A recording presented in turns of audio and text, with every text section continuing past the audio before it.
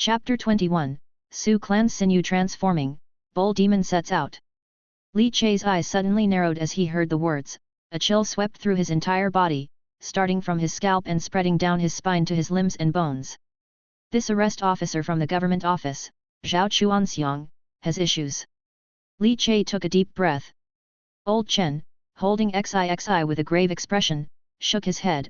Of course, we can't exclude the possibility that he got the information from somewhere else, but I feel like there's something off about this Zhao Chuanxiang.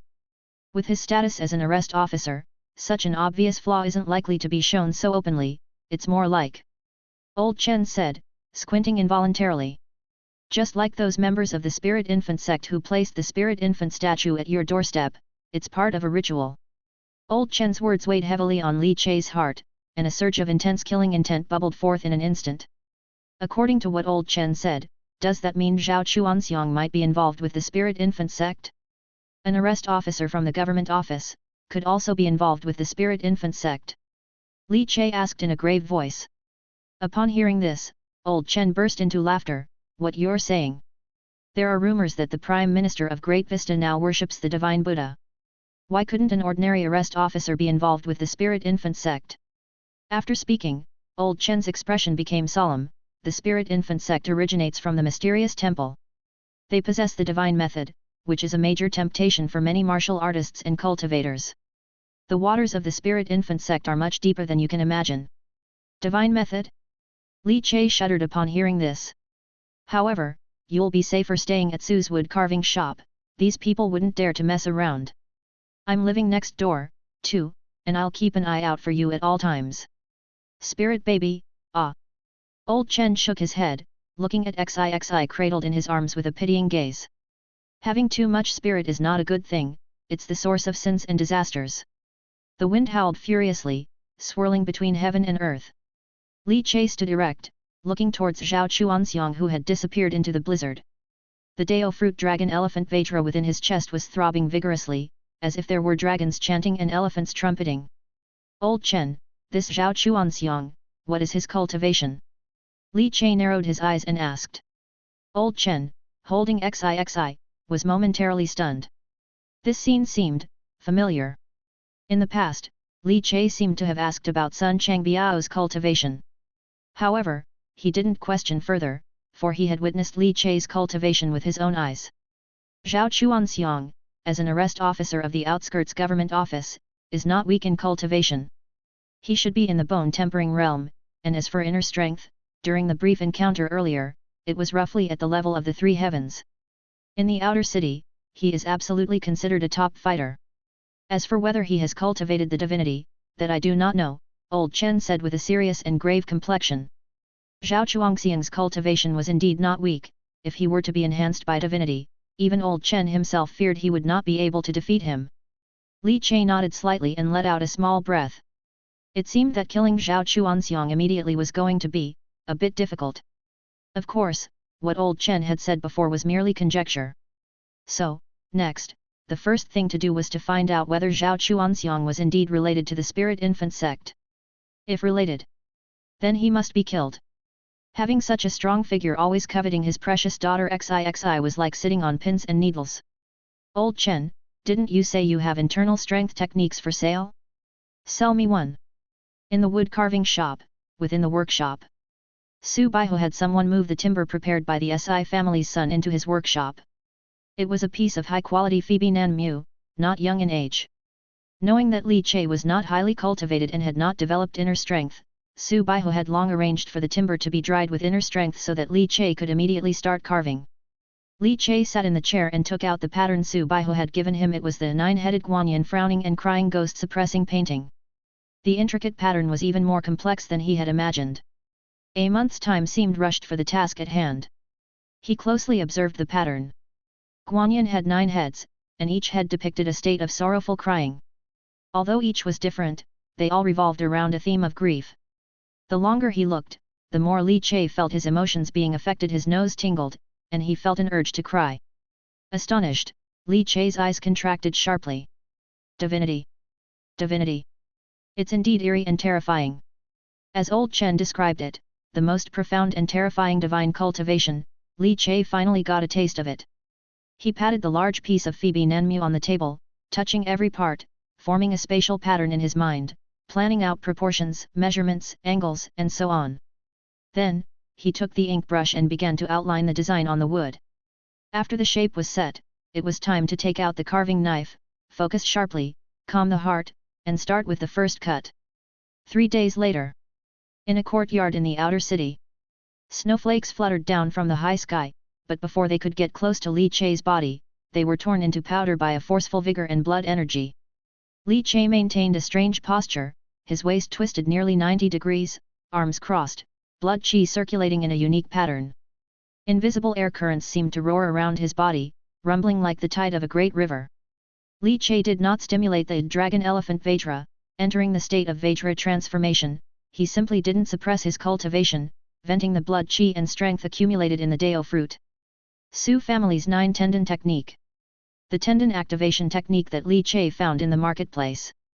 It belonged to the middle vehicle of tendon techniques, slightly better than the lower vehicle common goods that sold for 20 or 30 taels. For example, Su Ji's tendon techniques that they could impart to him were generally of this quality. And naturally, Su Ji possessed superior tendon techniques of higher quality, which were reserved for their own family members to cultivate and were not to be divulged or leaked. In the marketplace outside, such techniques were practically priceless unless a noble family collapsed and their body refinement techniques leaked out, otherwise, they were not for sale at all. And a superior tendon technique alone would be worth more than 1,000 taels. This was just for tendon techniques. If it were for subsequent methods like bone tempering or blood exchange, their value would be even higher. The main tendons were taut as if they were bowstrings, emitting a buzzing, crackling sound. Below the reddened skin membrane, a large tendon rose up like a coiling dragon, undulating and pulsating, containing surging, powerful strength. Gradually, the body relaxed. He took a deep breath, hot as fire, melting the falling snowflakes. Opened one main meridian, it's just an entry to tendon activation, my strength has grown much more than when I was at the skin refinement phase. A smile formed on Li Che's lips. His eyes lit up. Dao fruit, Dragon Elephant Vajra, LV1, 10%. The prompt appeared. When the tendon activation was successful, the maturity of the Dragon Elephant Vajra Dao fruit increased by 5% instantly, reaching 10%. That is to say, opening one main meridian resulted in a 5% increase in the maturity of the Dao fruit. The Su family tendon technique required opening 9 meridians in total. When the maturity of the Dao fruit reached 50%, he would achieve complete tendon activation. Li Che's eyes sparkled, his mood improved significantly. And as long as he diligently cultivated every day, tempering his body, the maturity of the Dao fruit would increase by 1%. In other words, if I rigorously cultivate for 40 days, I can achieve complete tendon activation. In order to hide his cultivation, Li Che deliberately rented a spacious courtyard outside the wood carving shop, for his cultivation. After all, with many prying eyes at Su Ji's training field, it was not convenient for Li Che to perform his best. Stimulating the Dao fruit, blood chi flowed out in an instant, and his skin turned red as his body rose and writhed, his spine roaring like a dragon. Li Che felt the Vajra transformation after breaking through tendon activation. The strength is even greater, almost double than before. If previously one punch had the power of 1,000 jin, my punch now has approximately 2,000 jin of power. Reaction and speed have both enhanced, overall it's roughly a 2-fold improvement. A smile spread across Li Che's lips. After testing he could finally confirm that the Vajra transformation was related to his own cultivation. The stronger his own cultivation, the greater the enhancement provided by the Dao fruit. 2,000 jin of power is at the minor accomplishment level in the bone tempering realm. It is said that those with great achievement in bone tempering have 5,000 jin of immense strength, and bone tempering completion allows one to reach 10,000 jin. The burst is incredibly terrifying. Additionally, the SI Snake Inner Strength method I bought from Old Chen has also successfully cultivated a strand of inner strength. With my Dao fruit Dragon Elephant Vajra, horizontal refinement is unparalleled, and the speed of martial arts cultivation is extremely fast. Li Che's face brightened with a smile, raising his hand, in his palm a whirling, invisible current like a small snake in a pond holding explosive power. With a clench of his fingers, the surge of energy vanished without a trace. Li Che's eyes flickered, his burly and robust body cloaked in a loose garment and capped with a wide-brimmed hat. He slapped on the cute cowwood carving mask, and in an instant, his entire demeanor transformed, becoming the ferocious criminal, Bull Demon, as offered by the bounty at the government office. Violence surged, an extraordinary ferocity emanated. In the snowy night, the Bull Demon did tread. Chapter 22, Immortal Artisan's Martial Technique, Guanyin Blood Lotus. Since Sun Changbiao's death, his 4 daughters had been taken away by Steward Sun, while Madame Lu, who had led Sun Changbiao to join the Spirit Infant sect, lost her unborn child due to the shock and was expelled from Su's courtyard by second shopkeeper Su Baihu for joining the sect. Steward Sun then found a place outside for Madame Lu to spend her confinement period. Since Sun Changbiao's 4 daughters had not joined the Spirit Infant sect, Li Che had not killed them, but Sun Changbiao's wife was different. She had willingly joined the sect and even led Sun Changbiao in a plot to harm Li Che's daughter, making her the ringleader of the crime. Initially, a witness was needed, thus, her life was spared to provide testimony. Li Che feared that this woman would continue to lead Spirit Infant sect followers to endanger XIXI in the future. So, indeed, it was time to clean up this mess. Dressed for travel, Li Che plunged into the blizzard and, moments later, arrived south of Feilei City. Within a dilapidated courtyard piled high with thick, fluffy snow. In the courtyard, a stove burned fiercely, boiling water bubbling out steam that warmed the house. Li Che, his face covered by a mask and wearing a wide-rimmed hat, clad in black, silently landed inside the courtyard wall, moving as quietly as falling snow, quickly approaching the house. Inside the house, incense sticks were lit, and grey smoke incessantly filled the air. Li Che poked a hole in the window paper and looked inside to see a thin figure kneeling before a 3 heads and 6 arms angry spirit infant statue, ceaselessly kowtowing and wringing her hands. The Holy Spirit teaches, cleanse the worldly dust, reincarnation without worry, achieved by innate wisdom without being taught. Divine above, this humble woman will ensure the spirit baby of the Li family is restored to its position, please bless this humble woman's child to reincarnate. Madame Lu chanted non-stop, devoutly worshipping. Watching the angry spirit infant statue, the skin under Li Che's cute bull mask twitched, and a hint of a murderous intent slowly emerged in his pupils. Raising his arm, the sleeve crossbow shot out a swiftly arched crossbow arrow. Bang! It directly penetrated the head of the angry spirit infant statue, nailing it to the wall. This noise instantly caught the attention of Madame Lu inside the house. She became frightened, and Li Che, not wanting to waste any more time, fired another arrow from his sleeve crossbow, piercing Madame Liu's throat. Madame Liu's eyes widened, but she turned and stared fixedly in the direction from which the crossbow arrow had shot. Her face showed no fear of death, blood bubbling from her throat, as a mad grin spread across her face. Deputy Incense Master, please. Li Che remained calm. He expected deception, it was all within his expectations. With a heavy step, the ground shook, and the plentiful snow explosively soared up. Li Che, huge and mountainous like a cannonball, catapulted towards the outside of the courtyard. Bold thief, where do you think you are going? A scream, both mournful and maniacal, abruptly came from outside the courtyard.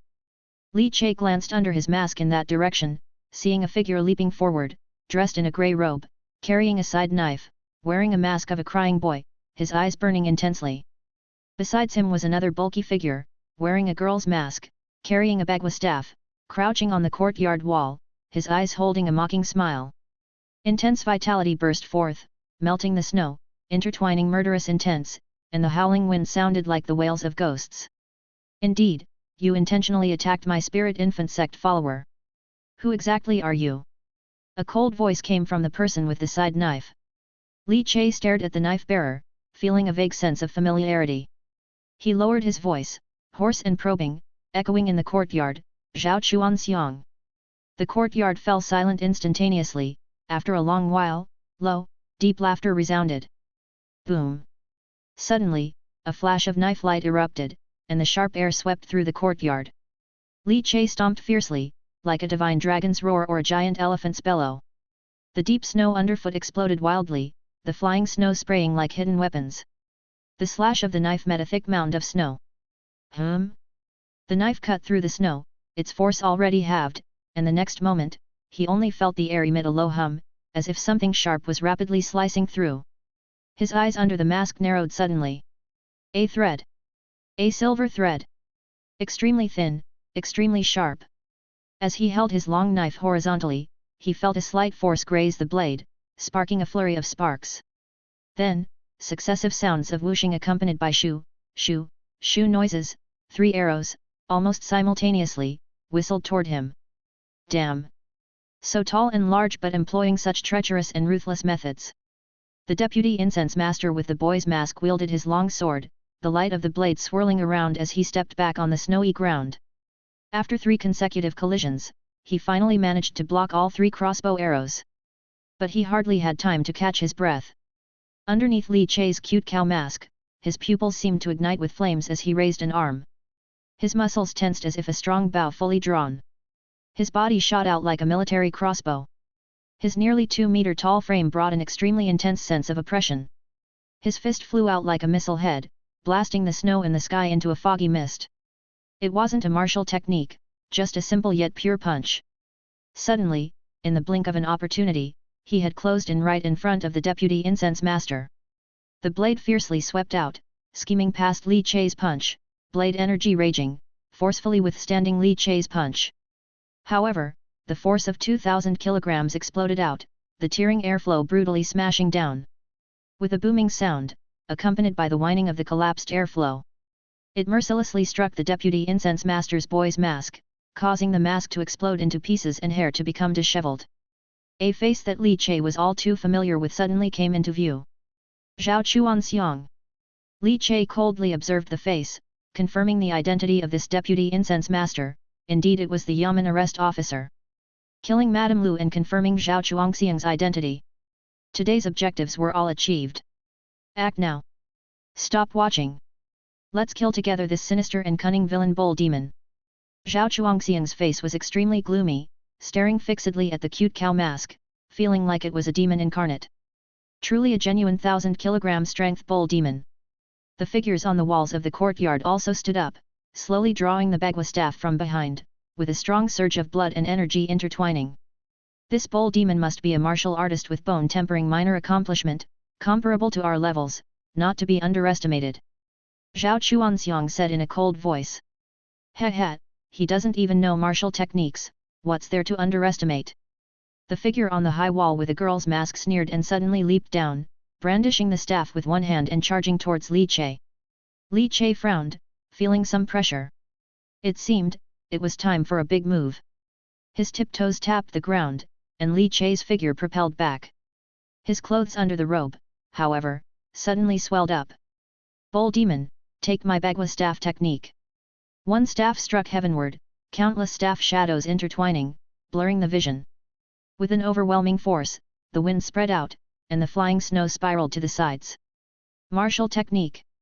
Li Che immediately felt the pressure. He had yet to learn any martial techniques in all his martial arts practice until now. But, Li Che did not panic. With a grab and a pull of his fingers, numerous silver spider threads densely spread out, wildly swirling within the entire courtyard. With the skill of an immortal artisan, he countered the martial technique. Li Che raised his hand and then the sleeve crossbow followed, firing rapidly. 3 arrows in succession pinned down the martial artist wielding the bagua staff, his feet stomping heavily, a springing leap landing him on top of the courtyard wall. Thinking of escaping? Where will you go? Frenzied blood knife. At this point, Zhao Chuanxiang had regained his breath, drew his side knife and burst forth, the blade light swirling, hummed brilliantly, the blood energy violently surging and boiling, also a martial technique, then slashed towards Li Che. Li Che casually glanced at him. With a shake of his hand, a Guanyin blood lotus suddenly emerged in his wide, fan-like palm, the last of his 3 secret mechanisms, and the most powerful one. Crushing the kindly-faced Guanyin wood carving, leaving only the lotus base, it was then lightly tossed out by Li Che. This sinister bull demon has hidden weapons, too. Zhao Chuanxiang was startled, but the long knife in motion was difficult to stop mid-swing. He had to grit his teeth and continue the slash. However, that blood-colored lotus base eerily hovered in mid-air. Explode. Then, accompanying the bursting light, it started to spin at high speed. With a hissing sound, countless, fine as ox hair wooden needles shot out like rain in the human world, as if Guanyin were shedding tears. Thousands of them burst forth. Chapter 23, The Bull Demon Has an Epiphany, the Spirit Baby's Divinity. Tiny as ox hair yet extremely sharp wooden needles rained down like a storm, covering the sky. With his long knife stained in blood, Zhao Chuanxiang swung it fiercely at the sight, his hair standing on end and pupils shrinking, forced to whirl his blade to summon a wild gust, blocking the dense barrage of hidden weapons. But there were too many. The blood lotus explosion sent the dense wooden needles piercing through like a torrential downpour, finally penetrating his body. Blood mist billowed, and Zhao Chuanxiang, who had leapt up, now heavily crashed back into the snow-covered courtyard, his pores oozed tiny beads of blood, which quickly dyed a large patch of the white snow red. Ah! Zhao Chuanxiang let out a low roar, his hair and beard bristling. He hurriedly circulated his inner strength to resist the blood flow in his meridians, his face reddening in rage. So sinister, so vicious. What a malicious bold demon! Zhao Chuanxiang's angry shouts persisted. The Bagua staff martial artist wearing a young girl's mask leapt onto the surrounding wall, but such a delay cost him a glimpse revealed no trace of the bull demon. Already vanished into the blurring wind and snow. Glancing back at the finely pricked holes left by the dense wooden needles in the snow, the Bagua staff martial artist couldn't help shivering. Protect me for a moment. This bull demon is truly vicious. These needles are extremely fine, even the membrane of my body tempering realm couldn't withstand them. They've penetrated my body, and are now following my blood and meridians, aiming to pierce my heart. I need to use my inner strength to protect myself and force these needles out. Gasping heavily, Zhao Chuanxiang immediately sat cross-legged on the snowy ground and said to the Bagua staff martial artist before starting to seriously circulate his inner strength. Searing heat emanated from every inch of his skin.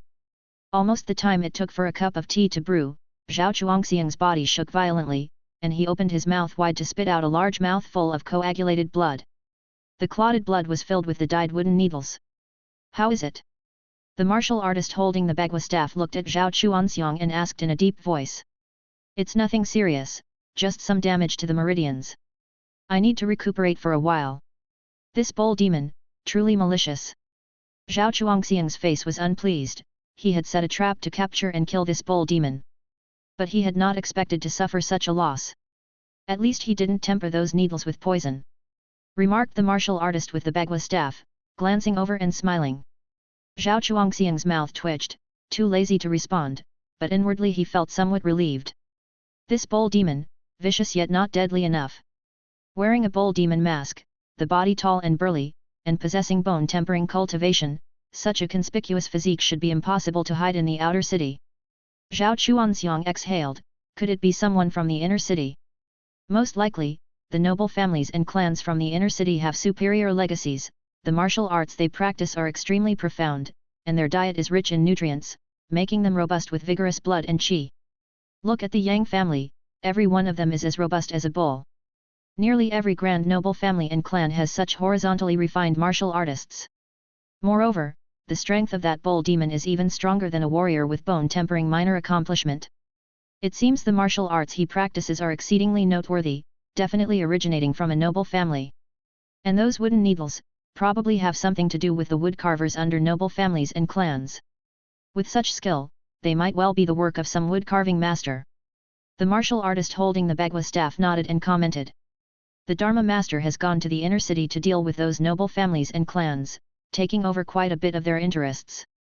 These noble families are not vegetarians, it's normal that they would fight back. The Yang family?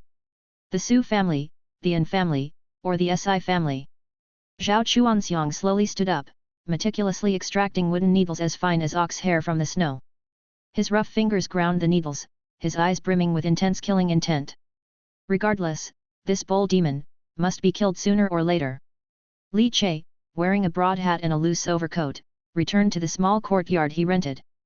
His body deflated like a punctured balloon, returning to its normal size.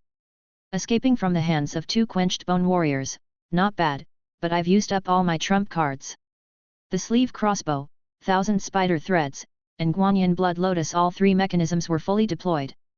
Tisk, it's a pity that my inner strength isn't fully cultivated yet, otherwise, driven by a powerful inner strength, the eruption of the Guanyin blood lotus could be doubled, and Zhao Chuanxiang would have been heavily injured if not dead. Now, at best, I can only inflict minor and insignificant wounds on him. If I were to temper the wooden needles with poison, the resulting Guanyin blood lotus, once it pricks into the meridians and the poison bursts forth, its lethality would double. Li Che exhaled a breath, his eyes lit up with a sense of enlightenment as his fists and palms met. A tactical error indeed, otherwise, Zhao Chuanxiang would have died this time. Without considering that Bagua staff martial artist, in a one-on-one fight, even if I activate Dragon Elephant Vajra, I am no match for Zhao Chuanxiang. His inner strength has reached the three heavens, which is higher than mine, and he possesses martial techniques. Li Che reviewed the brief exchange he had with Zhao Chuanxiang. Without relying on fairy mechanisms, a prolonged battle would surely end in my defeat and disadvantage. Marital technique. I need to acquire one. I possess the Dragon Elephant Vajra Dao fruit, which makes my martial arts training exceptionally fast. Cross-training in martial techniques will undoubtedly allow for quicker mastery, perhaps with additional enhancements. Li Che had a plan forming in his mind. Would second shopkeeper teach me martial techniques? Even if he does, it would likely be in the distinct style of Su Ji. Looks like I'll have to find one on my own or maybe scour through old Chen's collection. Li Che stretched lazily, his bones making popping sounds. This battle gave him an assessment of Zhao Chuanxiang's strength and some confidence in killing him. He shed his clothes and tidied his attire. Li Che leisurely stepped out, headed to the Western City cured meat shop for a pound of cured beef and half a pound of pig's ears, topped off with a jug of aged yellow wine, and a box of osmanthus cakes before ambling back to Sue's wood carving shop. Daddy! Just as he pushed open the courtyard door, XIXI, with her nose turned red from the cold, falteringly walked towards Li Che across the snow-covered ground. Li Che felt a warm sensation hearing that, put down the cured meat and wine, and immediately picked up the chubby XIXI. The little girl, looking adorable with her red lips, instinctively wrapped her small hands around his neck as Li Che lifted her. Daddy, hug! The little girl was smart. Although just over a year old, she had already shown herself to be extraordinary. She could now walk steadily without the aid of a baby walker. Old Chen sat under the eaves, happily sipping wine from a gourd, and upon seeing Li Che and XIXI's affectionate interaction, he couldn't help but sourly curve the corners of his mouth. That little stinky XI is something else, sensing your return from afar. Truly a spirit baby. Zhangya walked out of the house and, seeing Li Che's dropped items, hurried over to pick them up and take them inside. My husband, you brought osmanthus cakes again today. Isn't this a little lavish? Zhangya smiled sweetly, their lives having steadily improved since moving to Suji, giving them much to look forward to. Li Che smiled, my wife, if you want to eat osmanthus cakes, you can have them every day. Their family could indeed afford it now. With Li Che's craftsmanship, the wood carvings he sculpted were highly profitable. Typically, each wood carving session could earn at least 50 taels or more, assuring them a carefree life. Zhangya carried the items into the house. Li Che, holding XIXI, took a seat beside Old Chen, holding the aged yellow wine. Old Chen, this spirit baby, what's it all about? Li Che asked. The spirit infant sect adjudged XIXI to be a spirit baby, but what exactly does a spirit baby entail? Li Che was still unclear. Old Chen put away his gourd, gestured for Li Che to pour the wine, and only after Li Che filled the cup to the brim did Old Chen show a beaming smile. He sipped the aged yellow wine. Old Chen became serious as he looked at XIXI, a trace of pity flashing in his eyes. Are you familiar with the divine method? A so-called spirit baby, is someone born with divinity, an excellent candidate for cultivating the superior divine method. Chapter 24, Another Metamorphosis of the Dao Fruit, Prototype of Divine Powers. A top candidate for cultivating divine methods. Li Che's eyes narrowed slightly, but he wasn't too surprised. He had thought about it before, what was so special about the spirit baby that made the spirit infant sect care so much about it? It must also be related to divinity. The methods of the spirit infant sect should be quite vicious and despicable. If XIXI falls into their hands, she will be raised until she grows up, and once her divinity is abundant, it will be forcibly extracted. Becoming a raised spirit baby is definitely not a good thing. Old Chen took a sip of his drink and said with a shake of his head and a grave voice. That was certainly not a good thing, and Li Che was aware of that, which was why he had been treading on thin ice since XIXI was born. Frowning, Li Che thought about strategies to respond, considering how many years it would take for him to develop the strength to single-handedly destroy the spirit infant sect. He had the Dao fruit bound with his daughter, and as she grew slowly, she would become stronger. Gently stroking the back of Xixi's head, the little girl's naive eyes blinked, sparkling with crystalline innocence. Old Chen let out a breath. Actually, there is a way to deal with the crisis brought by the spirit infant sect. Li Che glanced at Old Chen, a flash of confusion in his eyes, indicating for him to continue.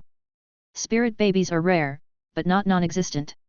The spirit babies born to commoners are pitiful, like lambs, usually unable to grow up and targeted from a young age, not just by the spirit infant sect, but also by other sects that have inherited mysterious temple traditions, all aiming to capture spirit babies.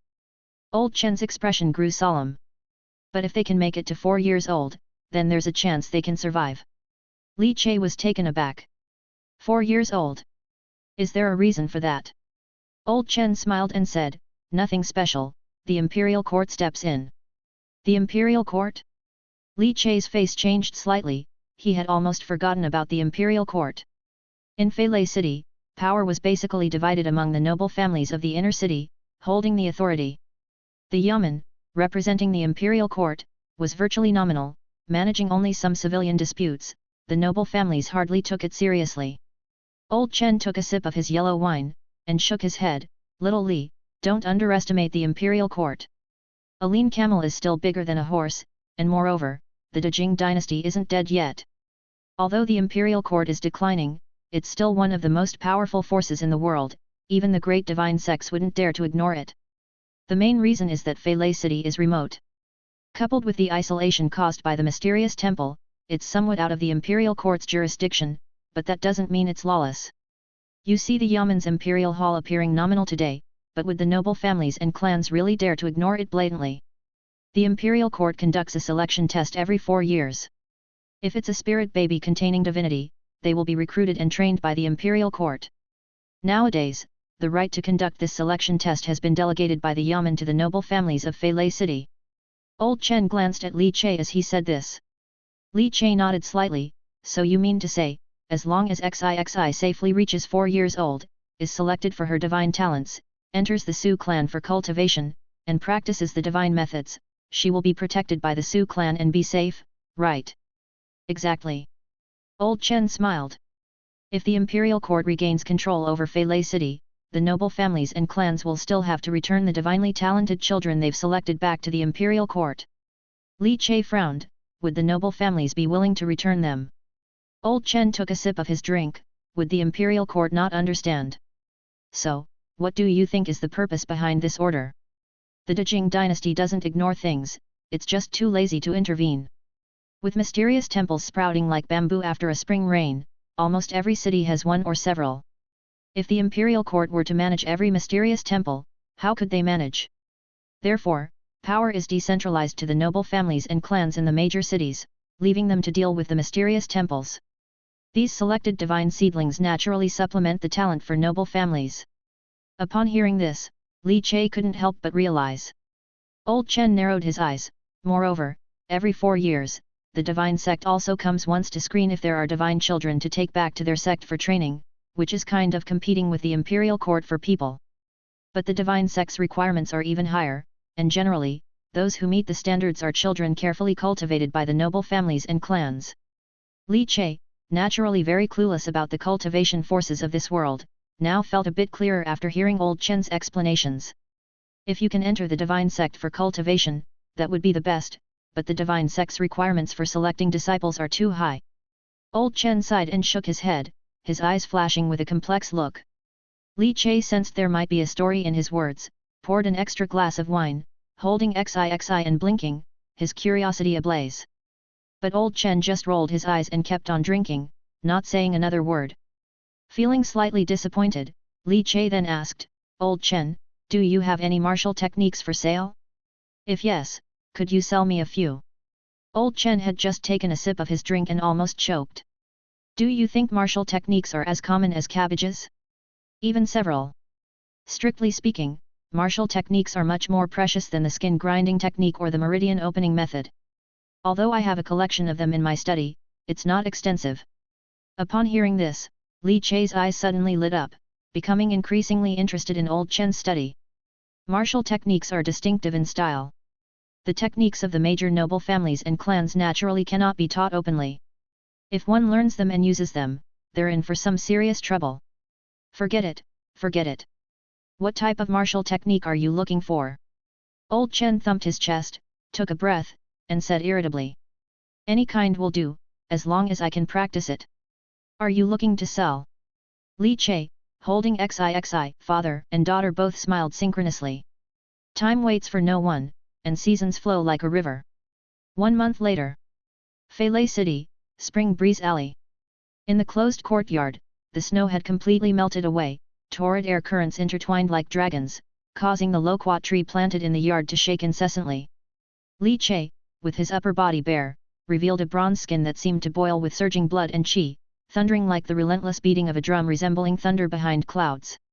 Large tendons like coiling dragons emerged on his body, writhing and taut, like tightly drawn large bows. Boom! His inner strength burst forth, momentarily shrouding the lingering snow in a blur. Gradually reigning in his inner strength and blood qi, Li Che opened his eyes, his gaze cutting through the haze like two sharp blades slicing through dense fog. His body's large tendons gradually relaxed, and his black hair wildly fluttered about. Throwing on a thin shirt, Li Che swung his arms and a smile appeared at the corner of his lips. His eyes condensed, and a prompt appeared. Dao Fruit, Dragon Elephant Vajra, LV1, 50%. Twisting his neck, his spine made a straining noise, and a formidable aura flowed. 1 month to open 9 major sinews, Su Clan's sinew transforming method at perfection. Not bad, faster than I expected. Indeed, all attributes to my diligence and effort. Raising his hand, inner strength surged wildly, 9 snake-like tendrils of strength coiled outside his palm. Si snake inner strength, also reached the second heaven, barely able to be released externally. Indeed, the Dragon Elephant Vajra Dao Fruit greatly enhances my cultivation in martial arts. The Immortal Artisan augments my wood carving skills, while the Dragon Elephant enhances my martial arts talent, quite good. I wonder what type of the third Dao Fruit will be, the one associated with XIXI turning 2 years old. Li Che couldn't help but look forward to the third Dao Fruit associated with his daughter's 2nd birthday. Furthermore, the middle vehicle martial technique White Tiger Chaotic Wind Fist that I acquired from Old Chen has been successfully mastered to the level of a minor accomplishment. This horizontal cultivation martial art is indeed effortless for me to practice. However, one martial technique is indeed too few. After completing the wood carving trade with the young master Si tomorrow and earning some gold leaf, I will make another trip to the marketplace to see if I can acquire another martial technique to increase my offensive capabilities. Wearing a thin shirt, Li Che began practicing his punches directly in the courtyard, his punches roaring like a ferocious tiger stirring up the wind and the countless snowflakes lifted by his blood qi melted into water upon hitting the ground and then turned back into ice. After completing a set of fist techniques, Li Che was fully satisfied and reined in his strength. The minor accomplishment level of the White Tiger Chaotic Wind Fist, combined with the Vajra transformation, was extremely explosive. But, it was not enough. Returning to the inner room, he washed himself with hot water and then bought a box of osmanthus cake, which his wife loved, before returning to the wood carving shop. Donning a leather apron, Li Che sat on a chair, facing the 9-headed Guanyin angry cry ghost suppressing statue meticulously crafted over a month. Picking up his tools, the immortal worker Dao Fruit trembled slightly. He settled his mind, entered into a carving state, and devoted himself wholeheartedly to the finishing touches. Within the workshop, only the soft rustling noises remained. Upon completing the final step, a streak of golden light suddenly flashed before Li Che's eyes. The next moment, a prompt appeared. Dao Fruit, Immortal Worker, LV3, 0%. Dao Fruit LV3, Further Transformation, Prototype of Divine Powers Immortal Worker, 1000 Analyzing Hands. Chapter 25, Competing with Heaven and Earth, Seeing the Midwife Again. The Dao Fruit had transformed again. He had acquired the prototype of divine powers. Immortal Worker, 1000 Analyzing Hands. This was something Li Che had not anticipated, pushing the maturity of the Dao Fruit to level 3 had unexpectedly led to this transformation. Prototype of divine powers. Li Che murmured. With a thought, he suddenly looked at his own hands where faint jade-colored smoke seemed to be diffusing from his arms, emerging from his pores, making his fingers and arms appear as pale and smooth as jade. Prototype of divine powers, Immortal Worker, 1000 Analyzing Hands Siphon Divinity, Essence Cultivation of Divine Powers, Immortal Artisan Transforms, Craftsmanship Ascends. The introduction emerged before his eyes. Li Che merely glanced at it and felt his mind quake, utterly astonished. Siphon divinity. Does it mean to absorb divinity? If this prototype of divine powers is applied, can it siphon divinity for one's own use? Divinity, that was a realm he had yet been unable to touch upon. Although his wood carvings were all sent to the inner city for the disciples of noble families and clans to use in their cultivation of divinity, Li Che had never truly come into contact with divinity. Gradually calming down, Li Che exhaled, his eyes glittering, "It's a pity I don't yet know the use of divinity. However, absorbing divinity is just one of the effects of 1,000 analyzing hands, there will be new transformations to come." Li Che steadied his heart and looked at his arms, now misting with golden fog, a smile curling at the corners of his lips. Looking at the 9-headed Guanyin angry cry town ghost statue in front of him, Li Che raised his hand, his palm engulfed in thin jade mist, and placed it over the wood carving. In an instant, it seemed as if jade mist turned into streaming light, revealing all the carving techniques and craftsmanship involved in this wood carving before his eyes, which Li Che effortlessly analyzed and mastered. Li Che released his hand, the smile growing even denser between his lips. 1,000 analyzing hands can decipher any craftsmanship. Merely by touching it, one can decipher the essence, as if understanding the principles behind objects, perceiving the true nature, and acquiring the skills. To confirm his guess, he left the workshop and ran to the area outside where the finished statues were placed. Snow was falling thick and fast. A few scattered figures were carefully positioning the finished sculptures. These were all movers from the shop, among whom Li Che had once been included. "Master Li." The movers, upon seeing Li Che, all revealed obsequious smiles. "Do you need any wood? Just command, and we will carry it inside for you, there's no need for you to come out in this cold." A mover, wiping sweat, hurriedly said with a smile. Li Che, however, waved his hand, "No, I'm just looking." Having said that, he walked to a finished sculpture, stretching out his hand to cover it, with misty jade fog diffusing from between his palms. In an instant, everything about this wood carving's techniques and processes were laid out in his mind. Unlike the previous touch of the statue to master the technique once a day limit, now he had no restrictions. Moreover, he grasped the details more delicately and could even innovate, fixing flaws on top of the original skills. Indeed. Li Che lifted his hand, a smile forming in his heart, his confidence surging, giving him even greater assurance in creating the remaining 9 highly complex mechanisms in Tang's Mechanism Essentials. It's time to find a moment, update the mechanisms, and give Zhao Chuanxiang an even greater surprise. A month's time. Li Che had undergone no small transformation. His cultivation had improved, his immortal artisan level had also risen, and he had acquired the prototype of divine power's 1,000 analyzing hands. It was time to eliminate Zhao Chuanxiang, the potential threat. Otherwise, Li Che always felt like a sword was hanging over his head, making it hard to rest or eat, always fearing XIXI might encounter a great disaster at any moment. In the afternoon, Su Baihu arrived as expected, draped in a great cape, his physique more burly than ever. "Master Li, is the wood carving ready?"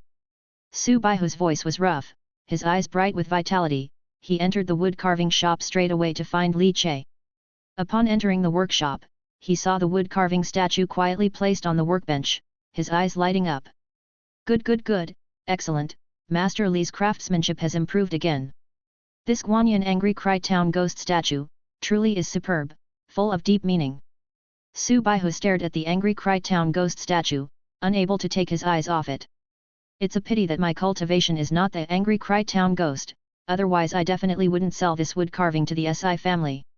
At least, not without asking for more money, haha." Su Baihu said with a laugh. "If the second shopkeeper needs them, you can place an order with me, a business deal worth 5 gold leaves each time, I'd gladly have more of such deals, then never worry about food and clothing again. Ha ha ha, I'll come seeking you when the chance arises, but, the wood carvings I need must all be made by a wood carving master. If you want to sell me wood carvings, you need to become a wood carving master. The divine wood carvings perceived by the direct lineage of the Su family during their cultivation are all made by masters. That Si Mubai. He's just at a critical breakthrough realm, thus casting a wide net. He's not picky and needs a large quantity of wood carvings, that's why he approached you." Su Baihu explained with a smile. Reluctantly letting go of the sculpture, Su Baihu looked at Li Che with a trace of amazement. "Master Li, your talent for wood carving, is truly extraordinary, you have the potential of a master. If you diligently study divinity, you might have a chance to become a woodcarving master in the future. Upon hearing this, Li Che asked curiously, "Second shopkeeper, what makes a woodcarving master different from a regular woodcarver?" Su Baihu, who had high hopes for Li Che, did not withhold information. The two had the movers load the wood carving onto a prepared carriage and Su Baihu pulled Li Che into a luxurious and opulent carriage. Inside the carriage, a furnace was burning, boiling tea. Su Baihu poured a cup for Li Che and explained, "A wood carving master is termed master, because the wood carvings they create are fundamentally different from those made by ordinary wood carvers. The difference lies in divinity. The wood carvings made by wood carving masters birth actual divinity, which can be absorbed. Just this alone is the difference between heaven and earth," Su Baihu said softly. Hearing this, Li Che's body trembled slightly. The wood carvings contain real divinity? It's not hard to understand. You know about spirit infant, right? The infants born from the union of man and woman, blessed by heaven and earth, naturally possess divinity. Similarly, the wood carving masters, creating spirit infant wood carvings is like conceiving a child, giving the wood carvings a chance to possess divinity. Although the birthed divinity can't compare to a real spirit infant, it's akin to flaunting skills with heaven and earth, capturing the fleeting divinity of the universe, Su Baihu said with a laugh. Do wood carving masters also cultivate divinity methods? Li Che asked. Su Baihu nodded as if it were obvious. Without cultivating the divine method, one would ultimately remain insignificant. Without cultivating divinity, how could one feel, understand, or even impart divinity? Perhaps thinking of something, Su Baihu smiled at Li Che. "Master Li, don't be in a hurry. The divine method is immensely precious, one of the core secrets of the major noble families and clans. Master Li, although your talent is good now, it still needs to be evaluated. Besides, you are too young, still needing more experience and qualifications. Only then trying to cultivate the divine method might you have a chance to become a wood-carving master. But that's just a chance." The carriage travelled past the bumpy outer city and soon arrived at the majestic walls of the inner city. Since it was a Su family carriage, it entered the bustling inner city without even being inspected. This was Li Che's first visit to the inner city, where the buildings were clean and opulent, closely arrayed, with all sorts of prosperous scenes visible just through the window. Compared to the outer city's turbulent, hardship-filled decrepit environment, it was like night and day. The carriage stopped in front of a tavern, which was decorated luxuriously with gilded beams and painted eaves, extremely lavish. Soon, several movers hurried out of the tavern, carefully carrying the wood carving and following behind Su Baihu and Li Che. This Golden Splendor Pavilion is one of the best taverns in the inner city, starting at 100 taels per meal. Si Mubai apparently values you highly and looks forward to your angry cry town ghost, specifically setting a banquet here, Su Baihu said with a smile. The two walked through a beautifully carved corridor. Each piece of wood in the corridor was meticulously carved by wood carvers, extremely beautiful and pleasing to look at. In the distance, there was a pavilion-like structure with curtains hanging on all four sides, swaying with the wind. From afar, Li Che saw the figure in white sitting inside the pavilion, drinking wine. Next to the figure in white stood an old woman, bowing her head and presumably reporting something. Li Che suddenly stopped. He looked at the old woman, and the gentle expression on his face slowly withdrew. Until it completely froze. Looking at the old woman's face, which Li Che could dream of.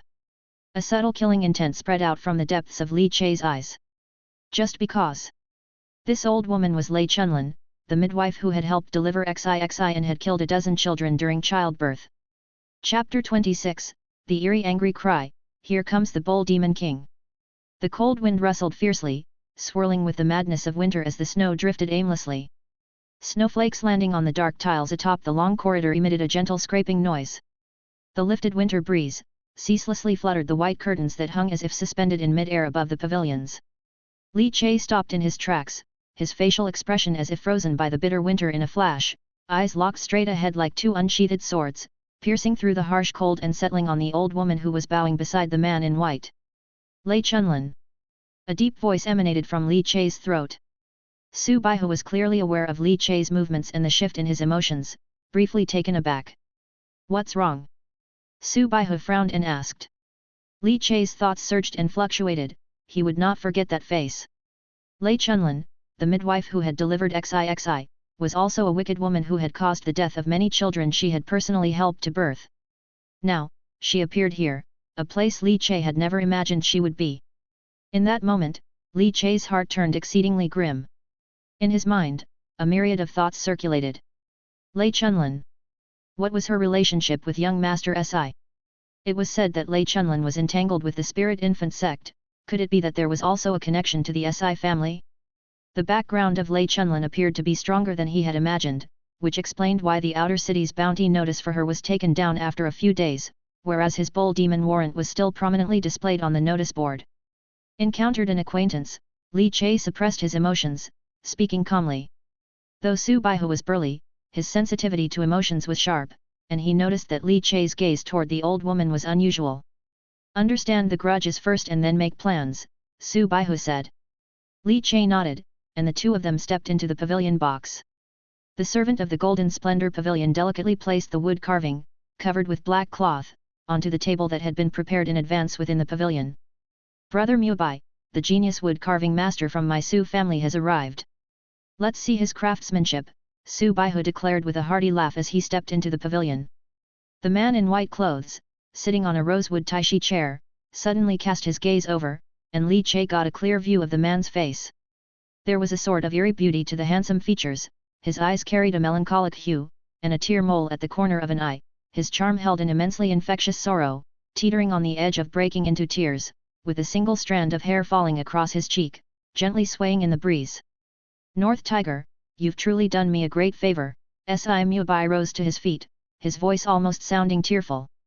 He fist bumped Su Baihu, then his gaze fell on Li Che. This must be Master Li?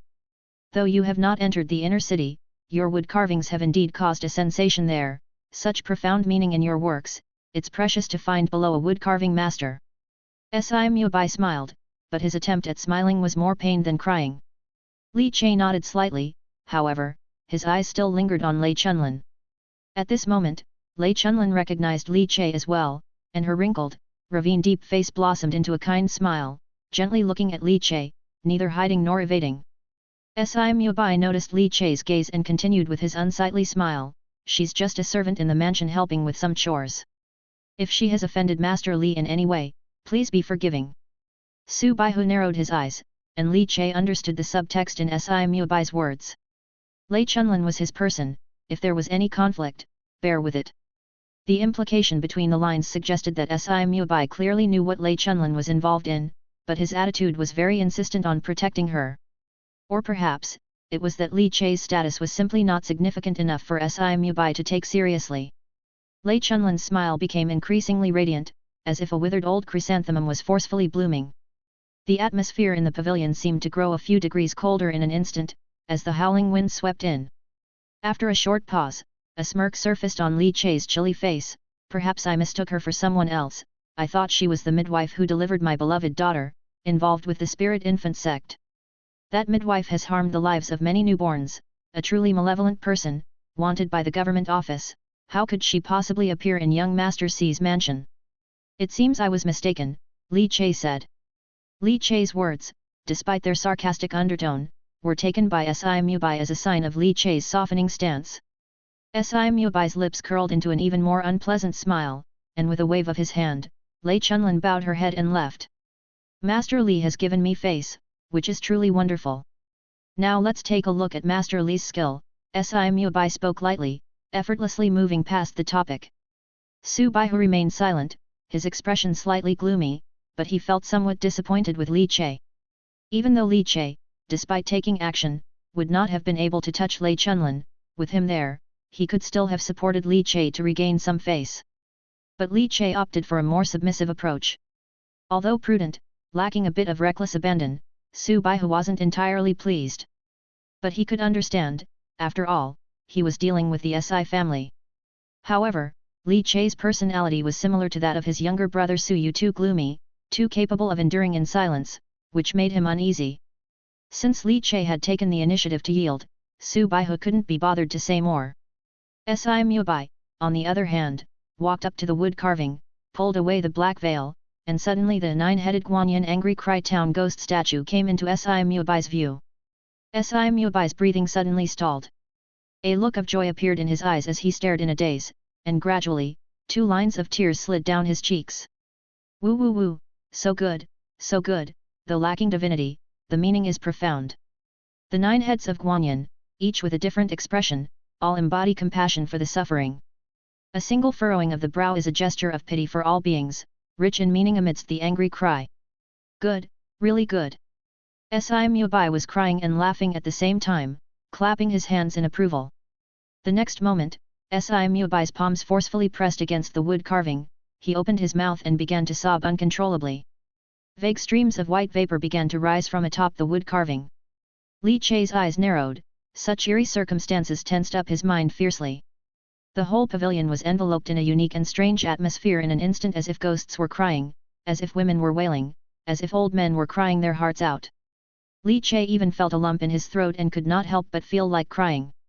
Su Baihu stepped in front of Li Chai and gently patted his shoulder, instantly dispersing the crying emotions within Li Chai. Taking a step back, Li Chai's gaze flickered with astonishment. Si Mubai is cultivating divinity. You were affected by the spilled divinity. I've suppressed it for you, so it's fine now, Su Baihu said with a smile. Though he wasn't completely satisfied with Li Chai's disposition, Su Baihu recognized that Li Chai's talent was evident to all and still worth drawing in and befriending. Li Chai thanked him with a fist salute. Your cultivation has only just reached skin refinement completion. If you were affected by the angry cry divinity for too long, I'm afraid it would damage your spirit. Take the gold leaf and leave. The carriage is outside, you can go back by yourself. If you want to stroll around the inner city, that's fine too. Just make sure you leave the city before it gets dark, Su Baihu said, chuckling lightly. Li Chai received 5 gold leaves, tucked them away carefully, and took his leave with a fist salute. He cast a deep glance at Si Mubai, who was still holding the wood carving and voraciously absorbing from it as the wood carving seemed to wither like a frostbitten eggplant, no longer resembling the image of Guanyin. Li Chai licked his lips. His hand seemed a bit itchy.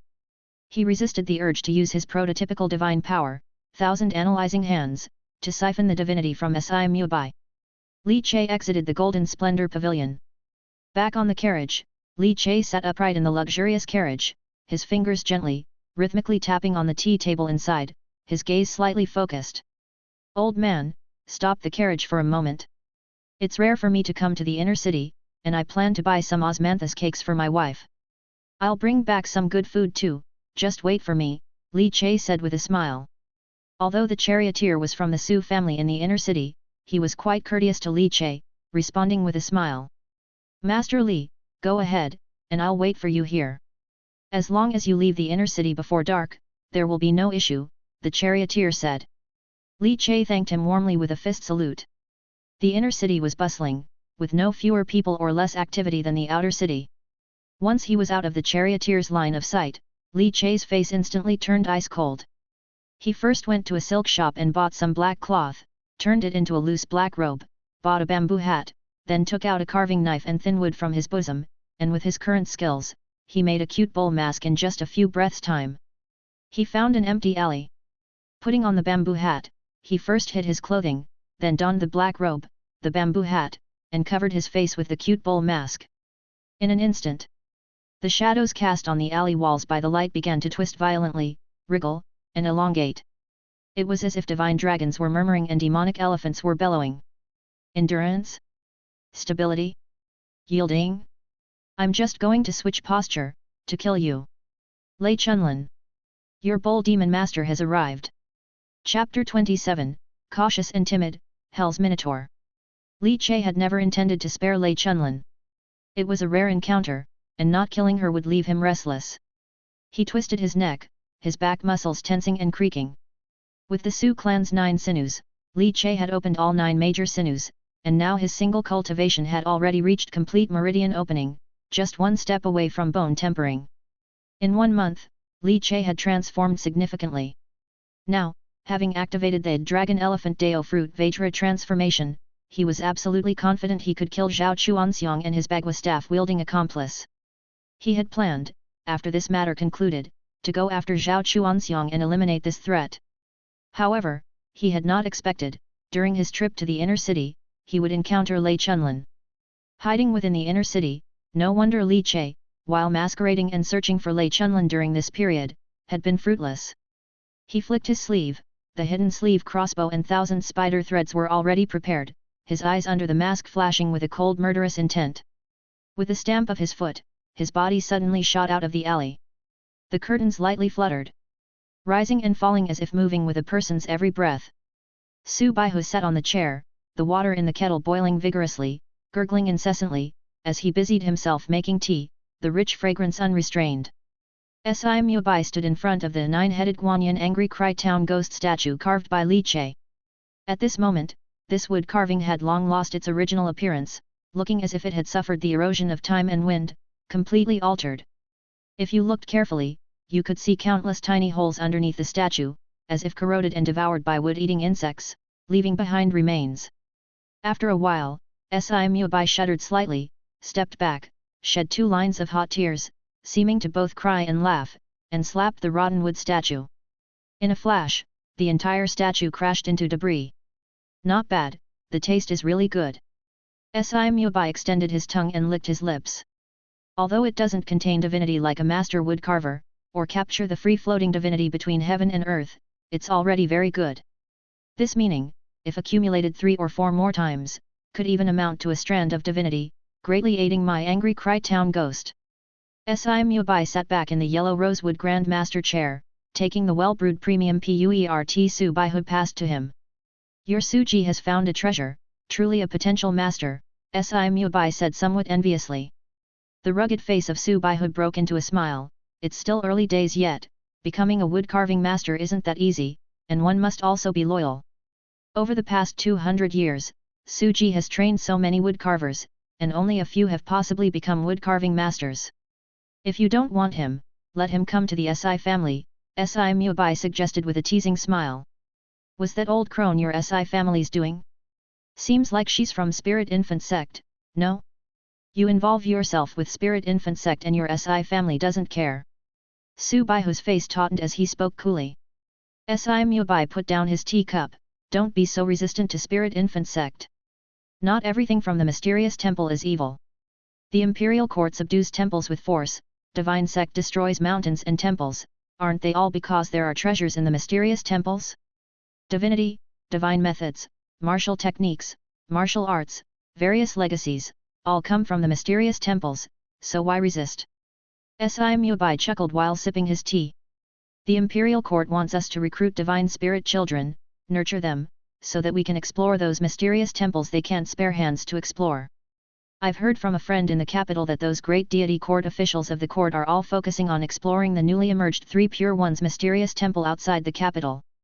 If the court is exploring, embracing, and integrating, why should we resist? Si Mubai shook his head. Su Baihu frowned. Mysterious temples are mysterious temples, Spirit Infant Sect is Spirit Infant Sect, don't conflate the two. Let's not discuss this, I know my measures.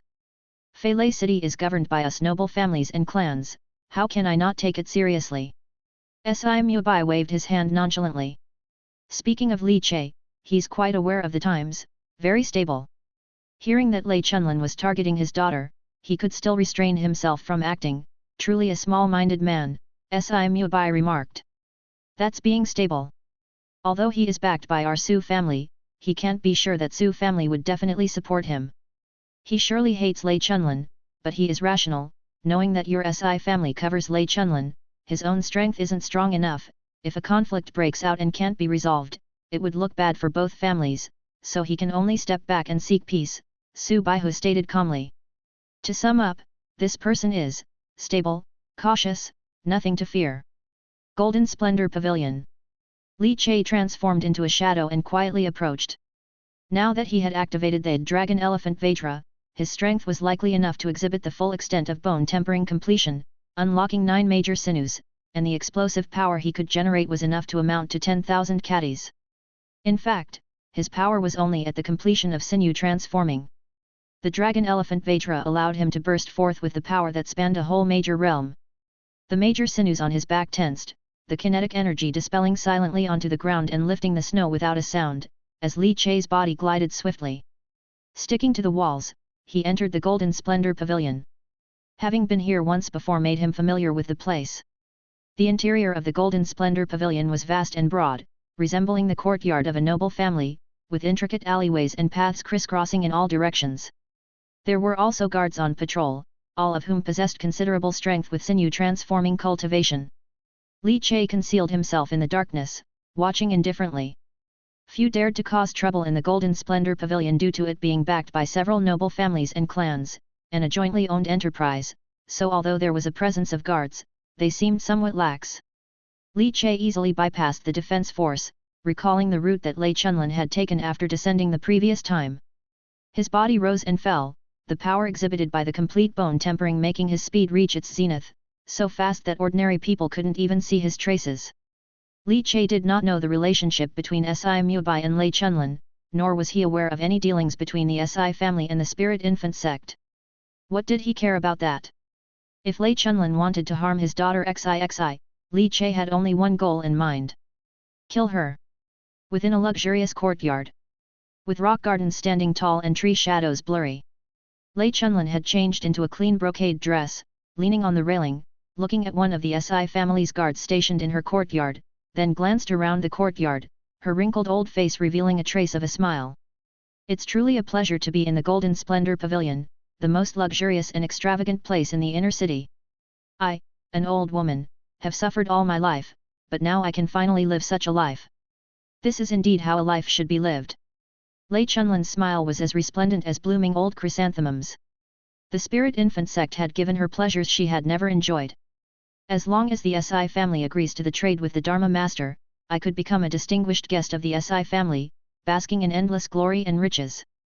Lei Chunlin's body quivered slightly with excitement.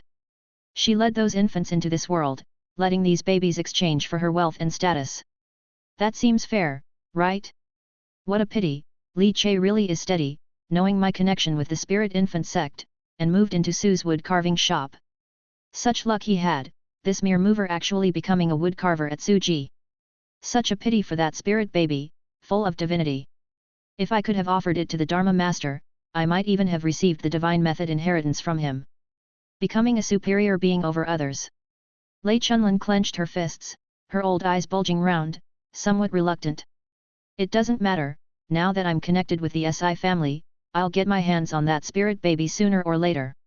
A mere woodcarver at Suji's wood carving shop is nothing but an ant in front of a massive entity like the Si family.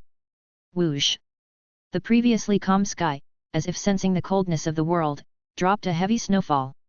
The snowflakes, blurring the view. Lei Chunlin rubbed her hands together, exhaling a breath of warm air, this damn weather. She turned around and began to stoke the furnace, adding more coal. Suddenly, her movements stiffened, and her neck awkwardly lifted up. Then, she saw upon a cluster of rock gardens in the courtyard. A towering figure, clad in a dhuli and wearing a cute cow mask, like a small mountain or a sky-piercing halberd, stood amidst the swirling winds and snow. Eyes blazing, like a yin god from hell, a cow-headed soul snatcher.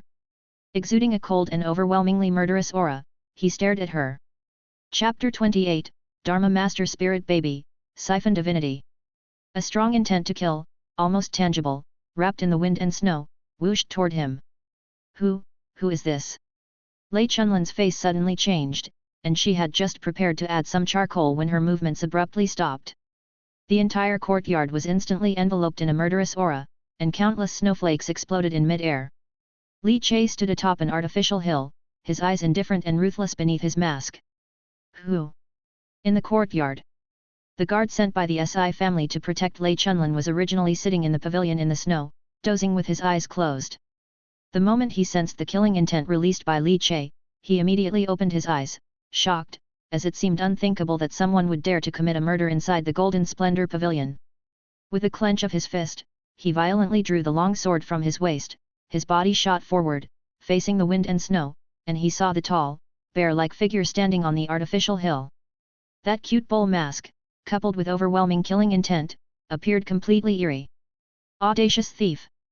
To dare commit murder inside the Golden Splendor Pavilion, this person is a guest of my Si family, please withdraw.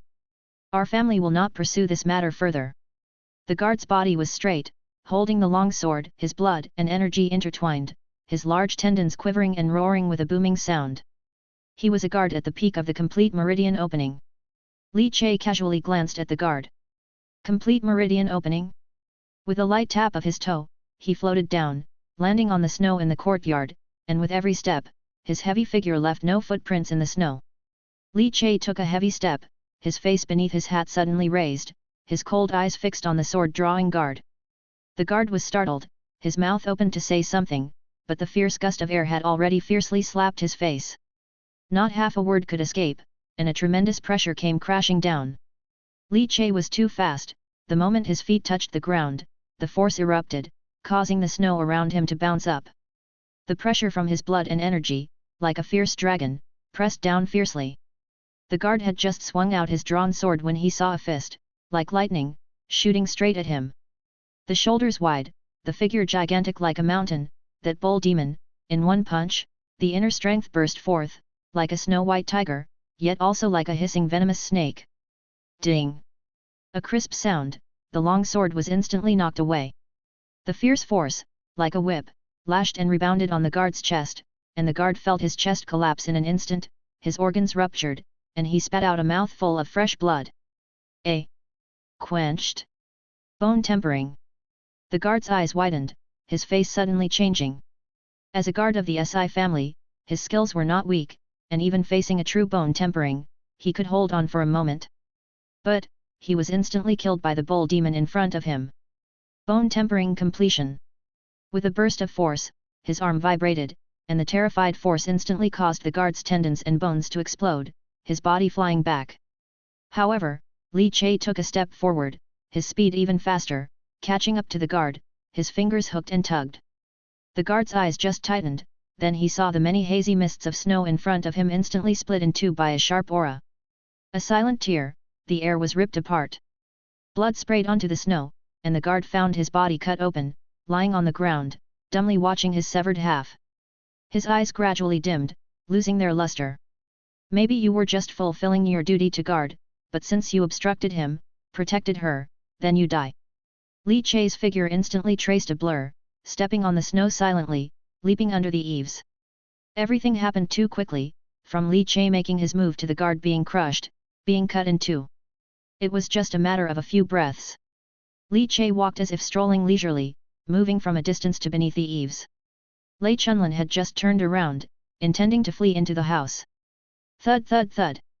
Two wooden crossbow arrows whistled through the air, instantly piercing through Lei Chunlin's knees, preventing her escape, causing her to fall to the ground as blood pooled around her. You. Lei Chunlin's face was pale, her fear extreme. Although she had joined the Spirit Infant sect, she was only a common old woman, without any cultivation. The oppressive feeling of a mountain-sized figure, wrapped in a violent gust of air, fiercely pounced on her. The pain made Lei Chunlin's head sweat profusely, she couldn't even catch her breath. Spare me, my lord, spare me. I'm just an old woman, nothing but old bones. Lei Chunlin lay on the ground, desperate and miserable. Just moments ago, she had been dreaming of a better life among the elite, only to find herself suddenly facing a bleak fate beyond her control. Life's great ups and downs are all too common. Li Che looked at her indifferently, not a trace of sympathy. Had she ever shown mercy when she killed those children? When she targeted XIXI, had she ever shown mercy? Suddenly, Lei Chunlin's eyes revealed a fierce expression as she pulled out a blood-stained spirit infant wood carving, the size of a palm, and furiously threw it at Li Che. Dharma Master, protect me! The wood carving was hurled towards Li Che, not very fast. Li Che could easily dodge it with a slight turn of his body. However, as it floated in midair, the wood carving suddenly seemed to come to life, its eyes snapping open, glaring furiously at Li Che. An extreme rage surged out from Li Che's heart as if an uncontrollable flame was about to completely engulf his mind and burn away his consciousness. Divinity! Li Che was shocked. This wood carving contained divinity and possessed offensive power. Goodness, this Lei Chunlin! To be valued so highly within the Spirit Infant sect? A mere woman actually harbored such means. Within his chest, the Dao fruit dragon elephant Vajra trembled violently. As if a divine dragon was roaring and a demonic elephant was whining. The nameless rage that had arisen in his mind was suddenly scattered into nothingness, everything returning to calm. Li Che's eyes regained their clarity and brightness, and facing the wood carving, he raised his hand. His exposed arm turned into a jade-white color, and a jade-colored mist sprayed out from his pores. The prototype of divine skills. Immortal worker, 1,000 analyzing hands. Li Che violently grasped the wood carving. Absorbing divinity. Li Che felt a surge of heat in his palm as he siphoned all the divinity contained within the spirit infant wood carving. Bang! The wood carving exploded, shattering into countless tiny wooden splinters. Lei Chunlin was frozen in place. This was a life-saving artifact given to her by the Dharma Master, obtained after she had collected so much infant's life blood for the Dharma Master. The Dharma Master said that even a quenched bone warrior could be dealt with by this wood carving. Yet now, the wood carving bestowed by the Dharma Master was literally crushed to pieces. Lei Chunlin was in despair. She wanted to beg for mercy, but Li Che, regaining his senses and fearing she had more tricks up her sleeve, shot 3 rounds from his sleeve crossbow at her head. He shot her through and through. With no time to savor the taste of divinity, Li Che knew he had to escape quickly. Inner city was not like outer city, filled with many strong individuals. Among the warriors of the noble families and clans, there were even terrifyingly strong ones who had overcome the blood exchange barrier or even stepped into the channel opening realm. Of course, the most fearsome were still those cultivators from noble families and clans who had cultivated divinity. He took out a crumpled, long withdrawn wanted poster from the government office, relating to Lei Chunlin. Glancing at Lei Chunlin's dead body, Li Che felt a surge of pent-up frustration explosively released from his chest. The constant anxiety he had felt was finally alleviated somewhat. Although he knew that this incident was not over, killing Lei Chunlin did not mean that XIXI was completely safe. The Spirit Infant Sect, the Spirit Infant Master, still loomed like a sharp blade over his head, tormenting him and disrupting his peace. But killing Lei Chunlin at least allowed Li Che to breathe a sigh of relief. Throwing out the wanted poster, Li Che shot a wooden arrow from his sleeve crossbow, pinning the wanted poster next to Lei Chunlin's body. The blood staining the paper seemed to be tinged with Lei Chunlin's sins. White curtains fluttered in the breeze. Just having cultivated divinity, Si Mubai was in an excellent mood, sipping tea and discussing the topic of divinity with Su Baihu, enjoying himself immensely. After chatting with Si Mubai for a while, Su Baihu stood up, ready to say goodbye and leave. Suddenly, a figure swiftly burst in, appearing next to Si Mubai. It was one of Si Mubai's guardians, a strong warrior from the blood exchange realm. At the moment, this warrior had a strange expression, with a furrowed brow, showing hints of peculiarity and anxiety. Si Mubai glanced at him. "What's the matter? Why such urgency, what's the decency in that?" This powerful blood exchange warrior, looking at Si Mubai, spoke in a deep voice. "My lord, Lei Chunlin is dead." Si Mubai, about to sip the tea by his lips, suddenly froze. Chapter 29, Terrifying Trace of Light. Who is the bull demon? Lei Chunlin, dead? Si Mubai froze in his movements, the jade green tea in his cup even splashing out a bit. His gaze turned intently to his capable assistant. Lei Chunlin, wasn't she staying inside Golden Splendor Pavilion? How could she die? Moreover, didn't the family send a guard with complete meridian opening to protect her? Even if she faced danger, couldn't he even hold the enemy off for a moment? Si Mubai's expression darkened. Lei Chunlin was the representative of the Spirit Infant Sect who came to discuss matters with him. But now, Lei Chunlin was actually dead. She died right after they had finished their discussion. In the pavilion, the atmosphere turned cold and silent in an instant, somewhat murderous. The wild currents of air and the drifting snowflakes turned incredibly sharp. Su Baihu had been thinking of taking his leave, but now he didn't want to leave. His eyes flickered uncertainly, and his mind was also somewhat shocked and suspicious. Even a bizarre thought began to take root in his head. Li Che had just met with Lei Chunlin. And Lei Chunlin was killed right after turning her head? A coincidence? How could there be such a coincidence? Si Mubai stood up and set his cup down. "Old Guo, lead the way, let's go take a look." The blood exchange warrior, Guo Zhan, responded by clasping his fists, turning around, and leading the way. Before the incident, Li Che left the Golden Splendor Pavilion and wandered around the thoroughfares of the inner city for a few rounds to make sure no one was following before returning to the alley where he had left his clothes. He stripped off the black clothing, withdrew his vital energy, and returned to his original form before changing into his own clothes. Crushing the wood carving mask into powder, Li Che took a long breath out. The death of Lei Chunlin gave him a sense of relief as if a heavy stone had been lifted from his heart, but of course, that feeling of relief was soon submerged. Li Che raised his hand, and with a thought, streams of air that resembled little snakes began to swirl rapidly in his jade-white hand. Divinity. The divinity of the spirit infant master. The siphoned divinity, hidden within the 1,000 analyzing hands, just what use could it have? In the urgent situation, Li Che did not spend time researching. After leaving the alley, he found a store to buy a box of osmanthus cakes and then went to a restaurant to pack up the pre-ordered fine wine and dishes before locating the old charioteer who had stopped his horse carriage at the roadside and was smoking a dry pipe. "Old man, I've got the stuff, please take me back to the wood carving shop," Li Che said with a smile, casually handing over a small jar of yellow wine he had packed from the restaurant. Seeing this, the charioteer hurriedly tried to refuse in alarm, but failing to do so, he had no choice but to accept it with a big smile and then swiftly drove the carriage. Accompanied by the sound of horse hoofs on the cobblestone streets, shattering the bitter chill of the drifting snow. Moving slowly towards the outer city. In the small courtyard. The white snow was dyed red with blood, the guard's body slashed in two, presenting an extremely desolate sight under the falling snow. The rich scent of blood enveloped the air, extremely pungent. The sound of crunching snow arose as Si Mubai and Su Baihu stepped onto the thick snow and entered the courtyard. Si Mubai, draped in a crane robe, looked at the gruesome sight of the guard's death, his handsome face full of gloom, crushed and killed, without the strength to fight back. The killer is extremely strong. The guard with complete meridian opening was no match at all and couldn't even send a distress signal. The culprit is surely not just newly into bone tempering, but possibly at bone tempering completion. Si Mubai's eyes were incredibly sharp, and he immediately judged how powerful the enemy facing the guard had been.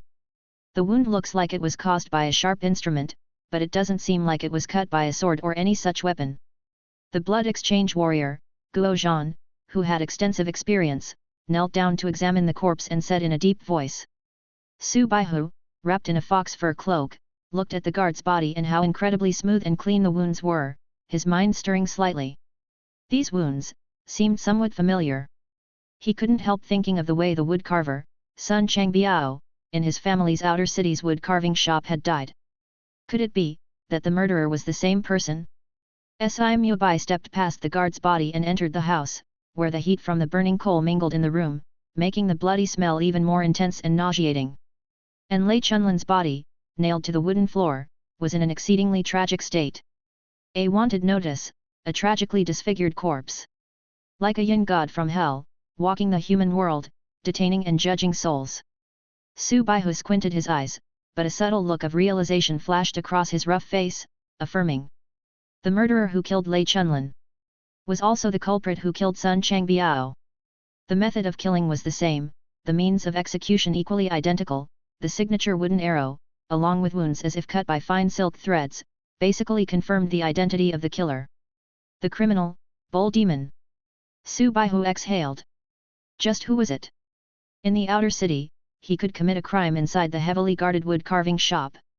Yet, within the inner city, he could also kill within the Golden Splendor Pavilion, jointly operated by even more strictly guarded families.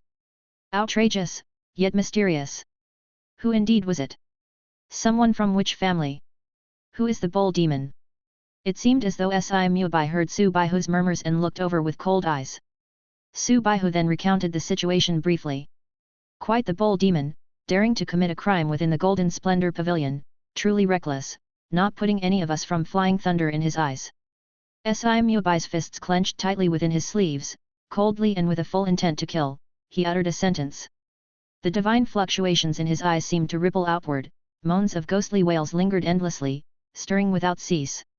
Su Baihu glanced at Si Mubai's appearance, and a chill ran slightly through him. This Si Mubai was probably close to divine foundation, even his divinity seemed difficult to control. Along with footsteps, potent vitality wove through the air, with several figures walking in from outside the courtyard, the leader clad in a black and red robe, with a side knife at his waist, eyes sharp and strong. Young Master Su, young Master Si are both here. The newcomer greeted them with a fist salute, his voice robust and powerful. Turns out it is Hunter Zhang. What an inconvenience to have the esteemed hunter make a trip. Si Mubai's face regained its composure, the anger retracted, and his almost tearful angry cry expression re-emerged. Su Baihu and Si Mubai were both rather polite to the newcomer. After all, this person was Zhang Xiangyang, one of the 3 great divine catchers of Feilei City's Yamen, dispatched by the imperial court office. Not to mention his strong martial artist strength, his divine cultivation was also formidable. Divine catchers were called so because they cultivated divinity, possessing strength far surpassing that of a regular martial artist. Zhang Xianjiang's hand rested on the handle of his side knife as he slowly approached, and upon entering the room, he saw Lei Chunlin's body, as well as the wanted notice. Ah, so the deceased was a wanted criminal. Tisk, murders committed, and then notices by Zhang Bulletin. The murderer regards themselves as chivalrous, yet they violate the law with martial force, Zhang Xiangyang said indifferently. Let's confirm the murderer first. Zhang Xiangyang spoke, and the next moment, he took a step forward. Boom! His beard and hair were all tense, his eyes seemed to swirl with grey, which was the divinity he cultivated. Suddenly, the air was filled with a touch of fear. Those were the fears spilled by Lei Chunlin before his death. Zhang Xiangyang captured them all at this moment, reflecting those images in his pupils. A tall and burly figure, over 9 feet tall, wearing a conical hat, clad in black, with strong qi and blood, wearing a bull demon mask. Zhang Xianjiang's eyes lost their grey sheen, focus returning, he stated flatly, the notorious criminal wanted in the outer city, that's what he looks like, described as the bull demon. To commit a crime in the outer city is one thing, but to dare to commit offences in the inner city, this bull demon must have no small backing. Zhang Xiangyang sneered. Without connections, who would dare to so brazenly commit crimes in the inner city? Those noble families and clans, as well as the black yeomen of the government, were all not to be trifled with. Hunter Zhang's terrifying trace of light divinity is becoming increasingly powerful. To take the first place among the 3 great divine catchers of flying thunder, it's just a matter of time. With a mix of laughing and crying, Si Mubai applauded. Zhang Xiangyang glanced at Si Mubai, who was struggling to suppress his divinity, and smiled. Young Master Si is the one whose divinity is about to break through, and whose divine foundation will soon be established. Congratulations are in order. After the conversation, Zhang Xiangyang turned to the several officers behind him. Let's go back to the Yamen, redraft the wanted notice for the bull demon, and raise the bounty on this murderer to 300. Zhang Xiangyang recalled the oppressive image of the bull demon he had seen through Lei Chunlin's fear. Never mind, let's make it 500 taels instead. Chapter 30, Dao Fruit Swallows Divinity, Su Ji's Bone-Shattering Spear. Li Che returned to the wood-carving shop, as the sky had already darkened gradually. During heavy snow, the sky always grows dark a bit earlier. Back at his own small courtyard, the lights were bright, and Xixi was playing with Old Chen in the yard. Old Chen was certainly fond of Xixi. Whenever they played outside, he would use his inner strength to create a dry and warm area, dispelling the cold of the heavy snow, so the little girl could play joyfully without catching a cold. Back already? How was the scenery in the inner city? Did it open your eyes? Old Chen asked with a smile. The inner city is indeed more prosperous than one can imagine, and is worlds apart from the outer city, incomparable indeed. Li Che nodded, unable to deny the prosperity of the inner city. Old Chen snorted with laughter. Those residing in the inner city are the noble families and clans, and at the very least, smaller families. They're bound to have a better living environment arranged for them. As for the outer city, with its mix of people including refugees from other places, disaster victims or the locals, all mixed up together, those big shots from the inner city, who cares about your life or death? They can't manage it either. The topic turned heavier, and Li Che, knowing Old Chen had also fled to Feilei City in times of disaster, did not continue the conversation. He handed over a jug of fine wine he had brought from the inner city to Old Chen. This is the exquisite wine from the Golden Splendor Pavilion in the inner city. I specially brought a jug for you, and it wasn't cheap. This jug alone cost 5 taels of silver. Old Chen's face opened up with a smile. I knew you were a good lad, you have a conscience. Eagerly cracking open the wax seal on the jug, he took a big gulp as the strong aroma of wine filled the courtyard. With a glug, Old Chen drank a big mouthful, his face flush with color. Ah, refreshing. The wine from the Golden Splendor Pavilion sure has a good taste. Grandpa. Xixi wants to drink too. Just as Old Chen had finished his drink, he felt a tug at the hem of his clothes and saw little Xixi with her big, innocent eyes looking up at him. Children have strong curiosities and want to taste everything. Li Che laughed out loud, scooped up XIXI, and darted back into the house with her. Night fell. Zhang Yu reheated the delicacies Li Che had brought back from the restaurant, and then invited old Chen to dine with them. The delicious food from the inner city was indeed appetizing, enticing even old Chen to eat 2 additional bowls of white rice. My dear, we earned 5 gold leaves from this trip. Here, take these 4, and I'll keep 1 for miscellaneous expenses, Li Che said with a smile, taking out the day's earnings from selling the wood carvings and sharing them with his wife. Zhang Yu pursed her lips, her eyes fixed on her husband under the light, her heart trembling slightly. It was full of contentment and happiness. Life was finally getting better. Earning 5 gold leaves in one go was something they'd only dared dream about before. After dinner, they put XIXI to bed, the little girl having played all day. At night, when it was quiet all around, the overworked Zhang Yu fell into a deep sleep. Li Che, draped in a thin garment, tucked his wife and daughter's blankets tightly and then slowly walked out of the room, heading to the study. He didn't start studying or making the other mechanisms from Tang's Mechanism Essentials. Instead, he lifted his hand under the oil lamp, and his arm, which looked like jade, suddenly emitted a mist of jade color. In the mist, it seemed as if tiny fire-red snakes were slithering. Had it not been suppressed by the 1,000 analyzing hands, this divinity might have instantly penetrated his mind, eroding his consciousness, driving him into a crazed and angry state, losing all sense of self. Very domineering, very frightening, very peculiar, Li Che's expression became grave. A weight settled on his heart, aware that this was just a wisp of the divinity the spirit infant master left in the wood carving. It gave him a glimpse of the whole picture, and it was impossible to imagine how powerful the spirit infant master himself must be. This was a terrifying blade hanging over his head, one even more daunting than Lei Chunlin. Only by becoming stronger and continuously so, could he protect XIXI from the threat of the spirit infant master. And the SI family. Lei Chunlin appeared at the SI family. Does it suggest that the deaths of those mere 1-year-olds are related to the SI family? Could it be for cultivating divinity? Li Che furrowed his brows, his face extremely serious. This world was much darker and filthier than he had imagined. Taking a deep breath, Li Che calmed down and continued his research. This wrathful divinity, now gathered in my arm, if I were to use the martial technique White Tiger Chaotic Wind Fist, I might be able to harness the power of the divinity for my own use. Li Che's eyes shone with brilliance, as he quickly deduced the uses of this divinity extracted by the 1,000 analyzing hands. Closing his eyes, he used his mind to feel the divinity within the jade-like 1,000 analyzing hands. Suddenly, Li Che's eyes snapped open, feeling an intense throbbing within his chest from the Dao fruit dragon elephant Vajra. In his ears still echoed the chants of dragons and the hissing of elephants. The divinity siphoned by the 1,000 analyzing hands, like a stream of heat, was entirely drawn out in the beat of the Dao fruit. Li Che was astounded. Before his eyes, a prompt appeared. Dao fruit, dragon elephant Vajra, LV1, 60%. Li Che's breath caught, his eyes intense, twinkling with fierce excitement. The dragon elephant Vajra Dao fruit could actually devour divinity to hasten its ripening. Divinity. Turns out to be such a great tonic.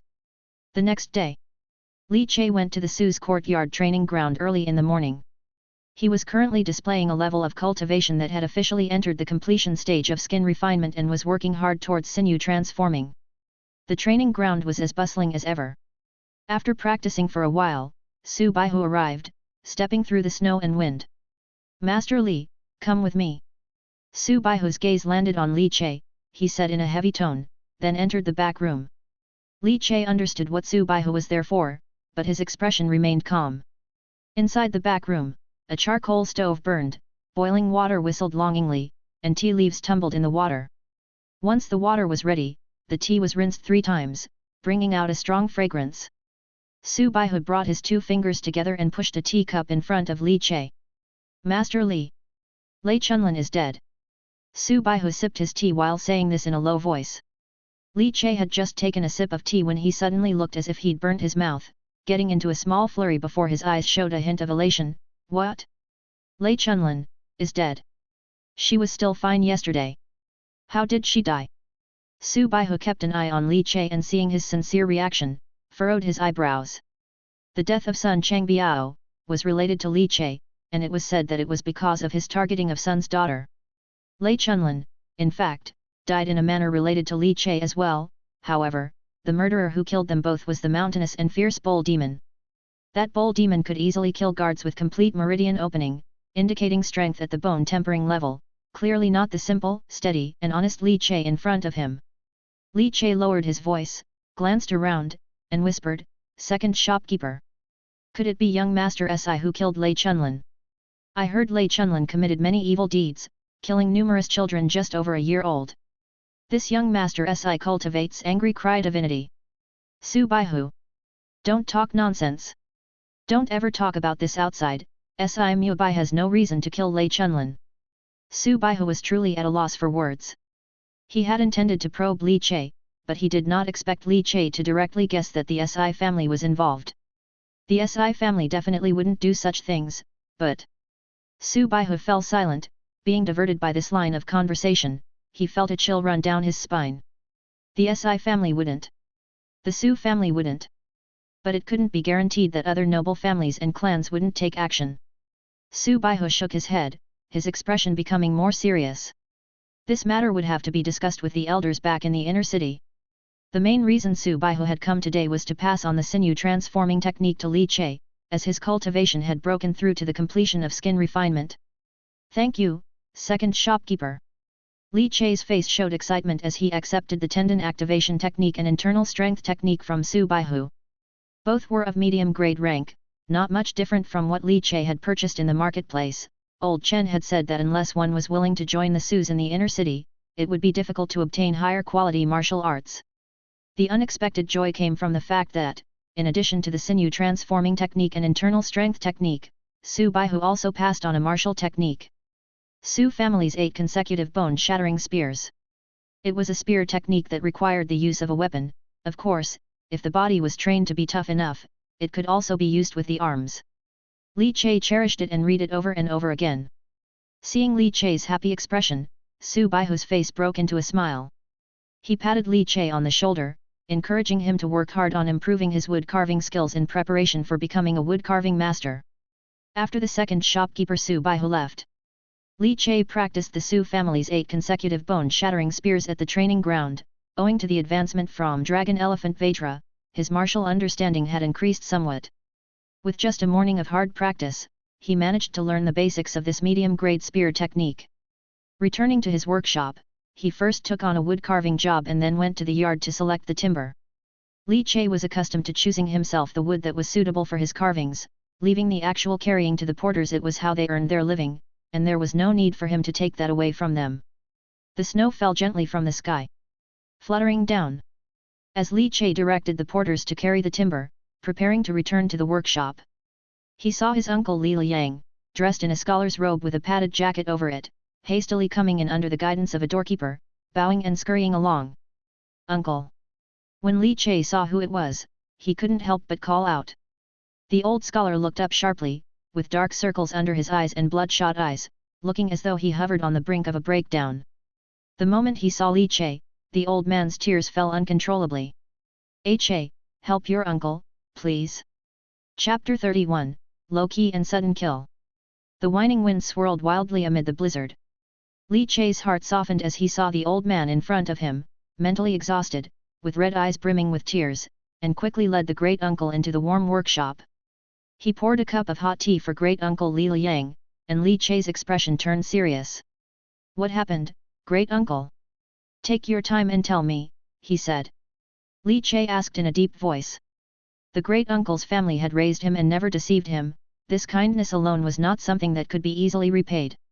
Whenever there was something he could help with, Li Che would certainly not stand idly by. Old scholar trembled all over, with snowflakes stuck on him gradually melting in the warm currents of the workshop, and his frost-red hands holding the cup carrying hot tea seemed to relax a bit. Old scholar heaved a sigh and looked at Li Che with bloodshot eyes. After pondering for a moment, he shakily produced a palm-sized wood carving from his chest. The moment he saw the wood carving, Li Che's eyes sharply narrowed. Spirit infant statue. Li Che was naturally familiar with this type of wood carving. Before moving into the wood carving shop, a spirit infant wood carving had appeared in his family's courtyard, which had made Li Che anxious and forced him to move his family into Su's wood carving shop. Li Che took the wood carving from old scholar's hand. It was somewhat different from the one that had been placed at his doorstep. It wasn't a spirit baby with 3 heads and 6 arms, but a normal one with 1 head, 2 arms, and 1 eye open and the other closed. Undeniably, it was still a spirit infant statue. As a wood carver, he was extremely sensitive to the expressions of wood carvings. A matter of priority. Li Che murmured softly. Great uncle, Cheng Zhou has also turned 1 year old, hasn't he? Li Che asked with a frown. Great uncle nodded incessantly, yes, in 3 days, it will be the planned first birthday celebration. We intended to keep it simple, but now, alas, we dare not, we just dare not anymore. These past few days, your cousin hasn't dared to go to work, just staying at home gripping a firewood knife, terrified. Great uncle sighed heavily. Great uncle well understood that if the spirit infant sect truly targeted his grandson Li Chengzhou, how could ordinary people like them resist? These days, fear and anxiety completely enveloped them.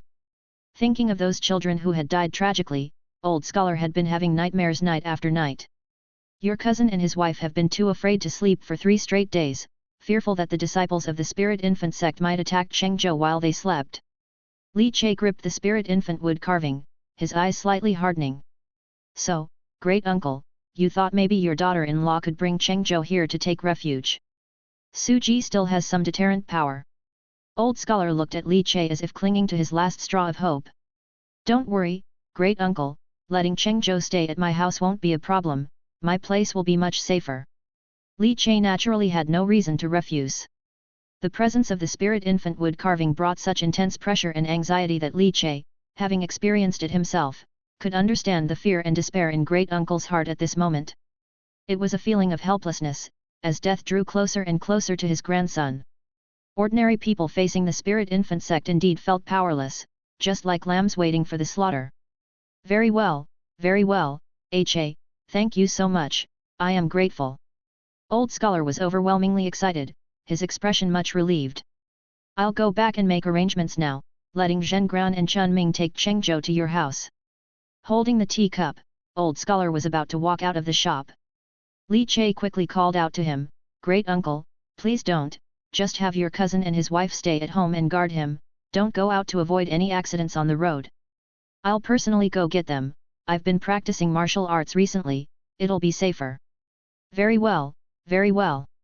Great uncle Li Liang hurriedly nodded. I'll go tell the shopkeeper I'm taking leave and then come over, you go back and stay with your cousin and his wife to look after Chengzhou. Li Che said. Great uncle's face finally showed a hint of joy, belatedly putting down the cup, he said his goodbyes and rushed into the blizzard, hastily departing. Li Che sat on the chair, fiddling with the palm-sized spirit infant wood carving in his hand, his eyes reflecting a trace of contemplation. Spirit infant sect. What a calamity! Li Che exhaled. However, to him, the spirit infant sect was a colossal entity, especially since it was connected with the noble families of Feilei City. Moreover, the government office also has ties with the spirit infant sect, that arrest officer Zhao Chuanxiang, is a person from the section. Li Che did not go to take leave, being a wood carving master, he had the privilege of freely entering and exiting the wood carving shop, as long as he could deliver goods on time. After changing into his martial attire and picking up a thin piece of wood, Li Che put on a bamboo hat and left the wood carving shop, plunging into the blizzard. Having grown up at great uncle's house as a child, Li Che naturally knew the way to great uncle's home. However, Li Che did not immediately head there but chose to play it safe. Could this be a trap set by the spirit infant sect? Intentionally luring me there. If something happens to me, and without my identity as a wood carver, living in Su's courtyard will become untenable, and Xiaoya and Xixi would have to move out. Once they leave Su's courtyard, it would be easy for the spirit infant sect to move against Xixi. So a widow and orphan could only be left to the slaughter. Li Che pressed down his conical hat, pondering that this might indeed be a possibility. But it was not certain, after all, he had often left Su's courtyard these days. If they wanted to take action, they would have done so long ago. There was no need to go the extra mile to trap him.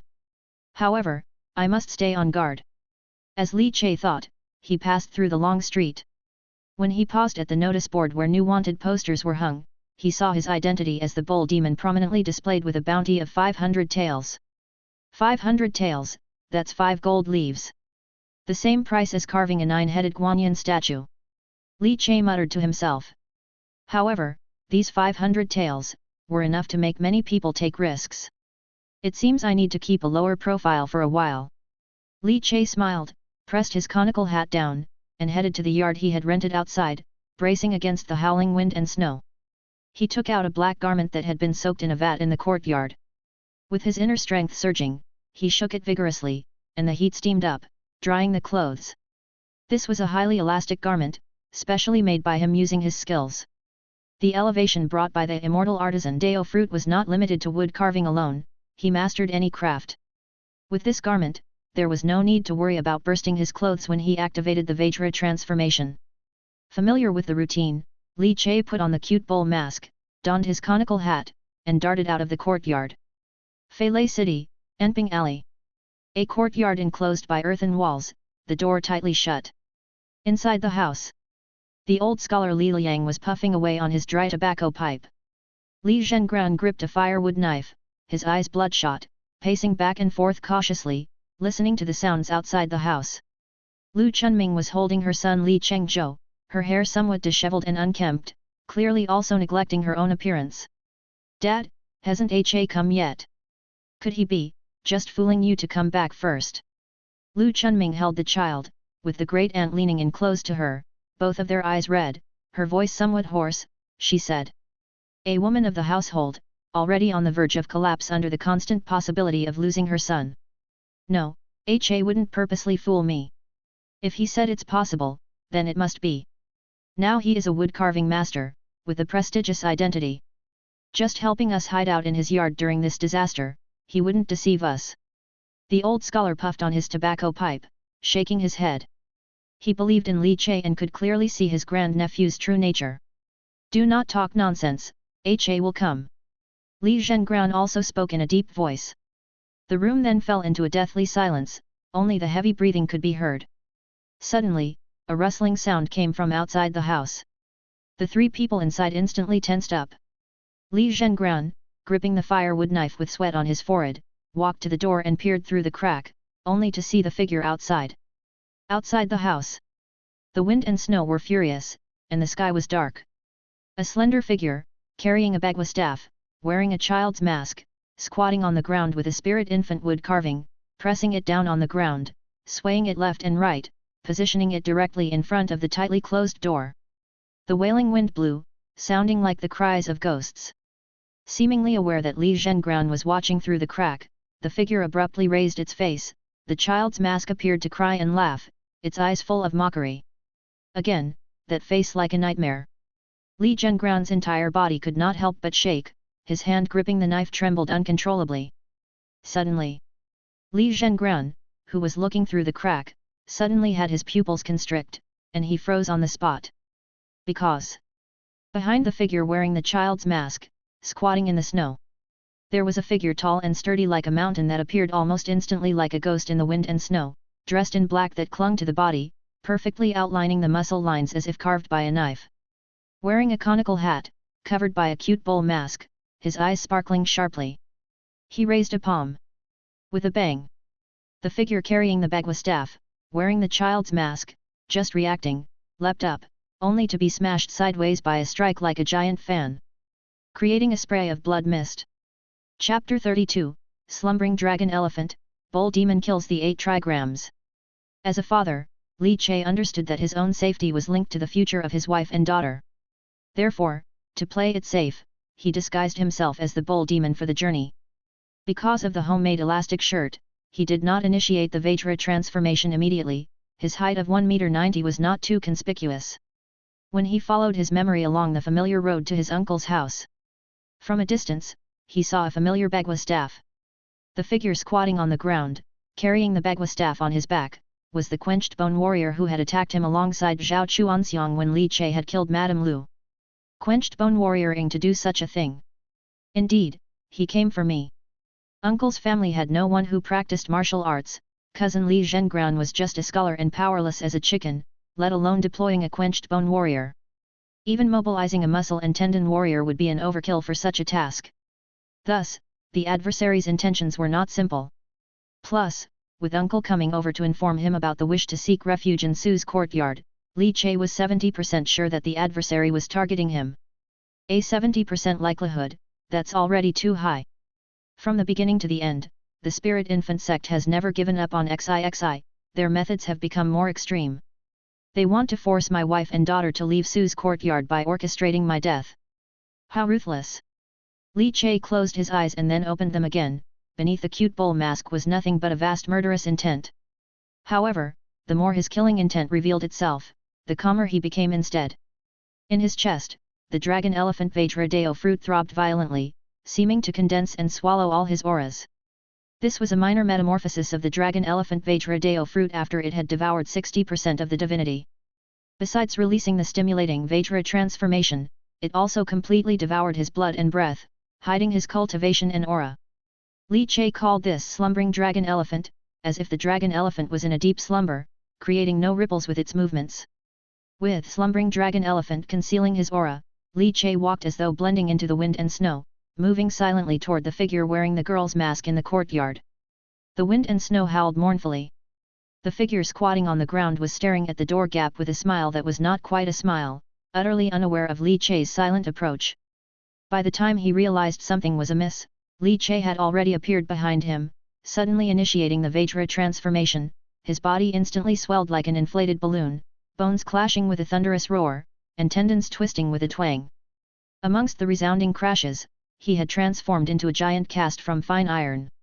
Thick lifeblood surged like jiaishe, sprawling in every direction, si snake inner strength, intertwining with his blood, wrapped around one of Li Che's arms.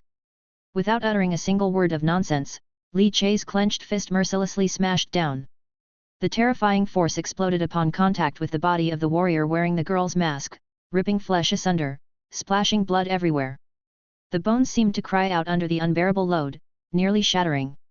The Bagua staff warrior was dragged for several meters across the snow, with the violent airflow and scattered snow mist slamming him harshly into a dirt wall, causing snow piled on the black tiles to quiver and fall. "Found you!" A hoarse voice emanated from the bull demon.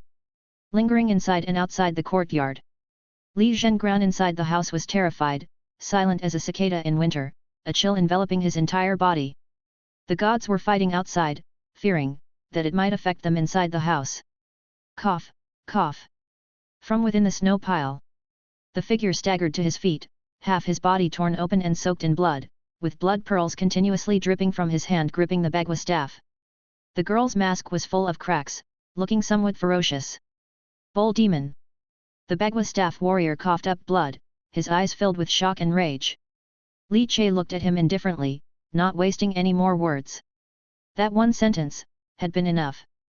To kill, no need for more words. To kill was all that was needed.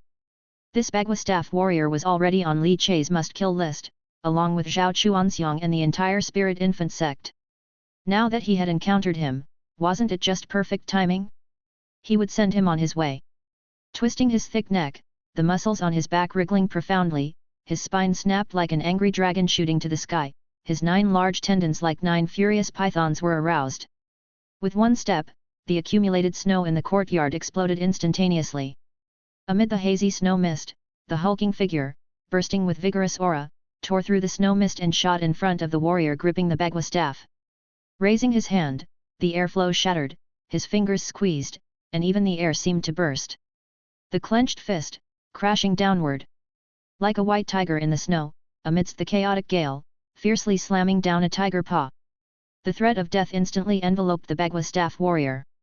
He could hardly imagine that in just a month, the murderous bull demon had grown to such an extent, his aura so terrifyingly strong. Bone tempering. Perfection.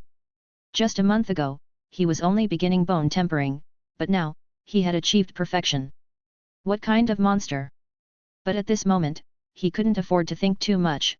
With a roar of anger, he mobilized all his strength, ignited his inner strength, and had no choice but to horizontally block with the Bagua staff against the tiger's punch that was as fast as thunder. Boom! The punch from the bull demon, crushing downward, fiercely smashed onto the Bagua staff. The staff instantly bent, letting out a wail.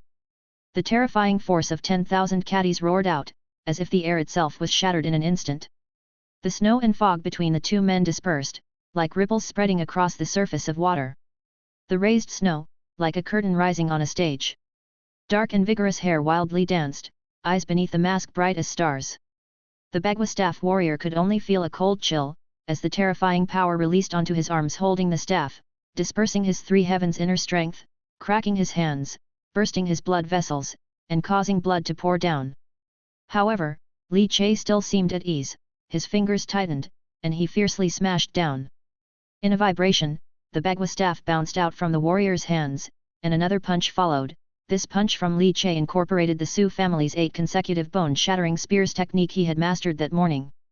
The punch was like a spear, ripping through turbulent airflow, unleashing a force of 10,000 catties, heavily smashing into the chest of the Bagua staff warrior. As if a muffled explosion burst the chest cavity of the Bagua staff warrior, the air he had inhaled, and each chest bone shattered under the force of that punch, along with the equally fragmented internal organs and boiling blood, splashing onto the snow curtain that rose high. The body strong as steel muscles and iron bones still radiated scorching heat. Li Che withdrew his fist, his eyes under the mask indifferently swept over the Bagua staff warrior who had lost his life's breath, a quenched bone warrior, just like that, brutally beaten to death by him. With this, another name on the kill list was crossed off. A strong smell of blood spread within the small courtyard as the snow mournfully whistled. The uncle's family inside the house had already been too frightened to breathe heavily. Especially Li Zhengran, who saw through the door crack how the murderer killed, felt his legs go weak, unable to stand steadily, almost falling to the ground. Fortunately, the terrifying bull demon was not bloodthirsty. His appearance seemed solely for the purpose of killing the spirit infant sect warrior carrying the Bagua staff and wearing a child's mask. Li Zhengran, sweating profusely, mustered the courage to look through the door crack again.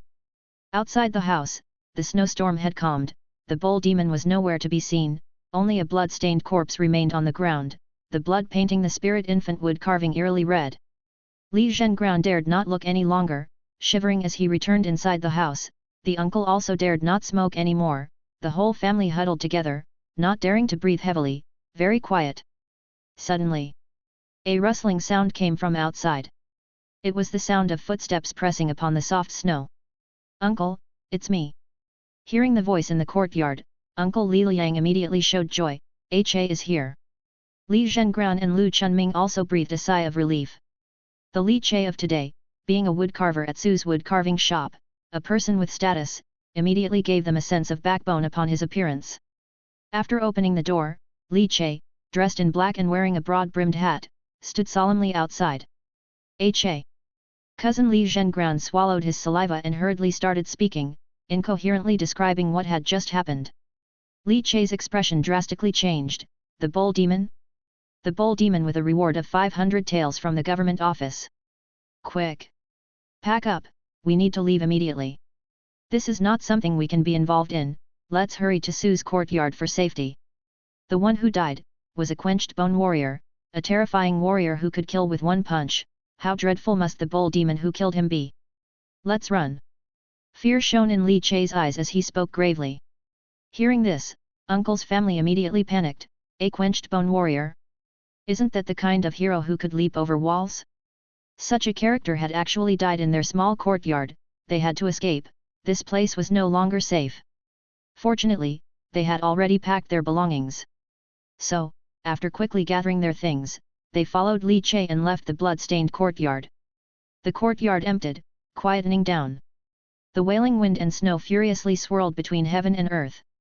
Rustling snowflakes floated down, landing on the twisted girl's mask in the snow, cracked all over. Speaking melancholy all alone. Chapter 33, Spirit Baby takes to the streets, toasting to acts of chivalry. The winds wept a mournful tune, laden with a harrowing chill. Clothed in black attire, Li Che wore a dully, his expression extraordinarily grave. He was accompanied by his great-uncle's family. Bracing against increasingly ferocious snow and winds, they had no time to panic about the conflict that had just erupted in the courtyard. The family only thought to flee to Su's wood carving shop. Treading on the bluestone street, due to the snowy weather, there were few pedestrians, most of whom hurried along with their heads down. Along the way, everyone remained silent, no one spoke. Suddenly, Li Che halted in his steps. The snow was pushed into a small mound by the abrupt stop of his foot. In the hazy blizzard, trails of smoke lingered. Sounds of clinking, drums, and reed pipes, along with reverent chanting, wove into a bone-chilling, eerie symphony from the other end of the street. The Holy Spirit teaches, cleansing the mundane, rebirth without worries, wisdom untaught and spontaneously attained. The ethereal sound carried through the snow. Topless strong men wearing child masks carried a shrine. Atop the shrine was a three-headed six-armed spirit baby statue, its three heads displaying anger, sorrow, and laughter. Its eyes lively, as if real eyeballs were embedded. Lined up neatly, there were dozens of participants, members of the sect on a procession, the spirit baby parading down the street. Women with the bodies of graceful young girls wore female child masks, carrying baskets of flowers, scattering petals with the music, competing with the snowstorm. Li Che furrowed his brows, instructing his great-uncle's family behind him not to look too much, and to keep moving forward. However, unlike previous encounters where Li Che and the spirit baby street parade passed by each other without incident, this time was different. Amid the flying snow, these spirit babies noticed his great-uncle's family and saw Li Chengzhou in the arms of his aunt Lu Chunming, which seemed to excite them. They danced bizarre steps, wearing child masks, tilting their heads and twisting their bodies, like claw-wielding demons from hell, closing in step by step. A profound sense of oppression filled the space between heaven and earth, enveloping the snowstorm and rushing toward them. Great-uncle Li Liang was sweating profusely, shaking in fear. Cousin Li Zhenground's eyes were wide with fury, clutching a firewood knife. The great-aunt and Aunt Lu Chunming were terrified, having never seen such a spectacle before, almost crying out loud, tightly holding the frightened Li Chengzhou in their arms. Li Che took a step forward, his blood surging, skin flushing, displaying the perfection of skin refinement in his cultivation. In broad daylight, what are you trying to do? Kidnap a child? Do you still recognize the imperial court's authority, the law of the land?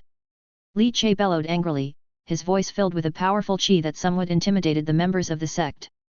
But as the sounds of gongs and reed pipes resumed, those masked members of the sect once again closed in, continuously approaching, the eyes beneath the child masks flickering with greedy and sinister light. Li Che clenched his fists.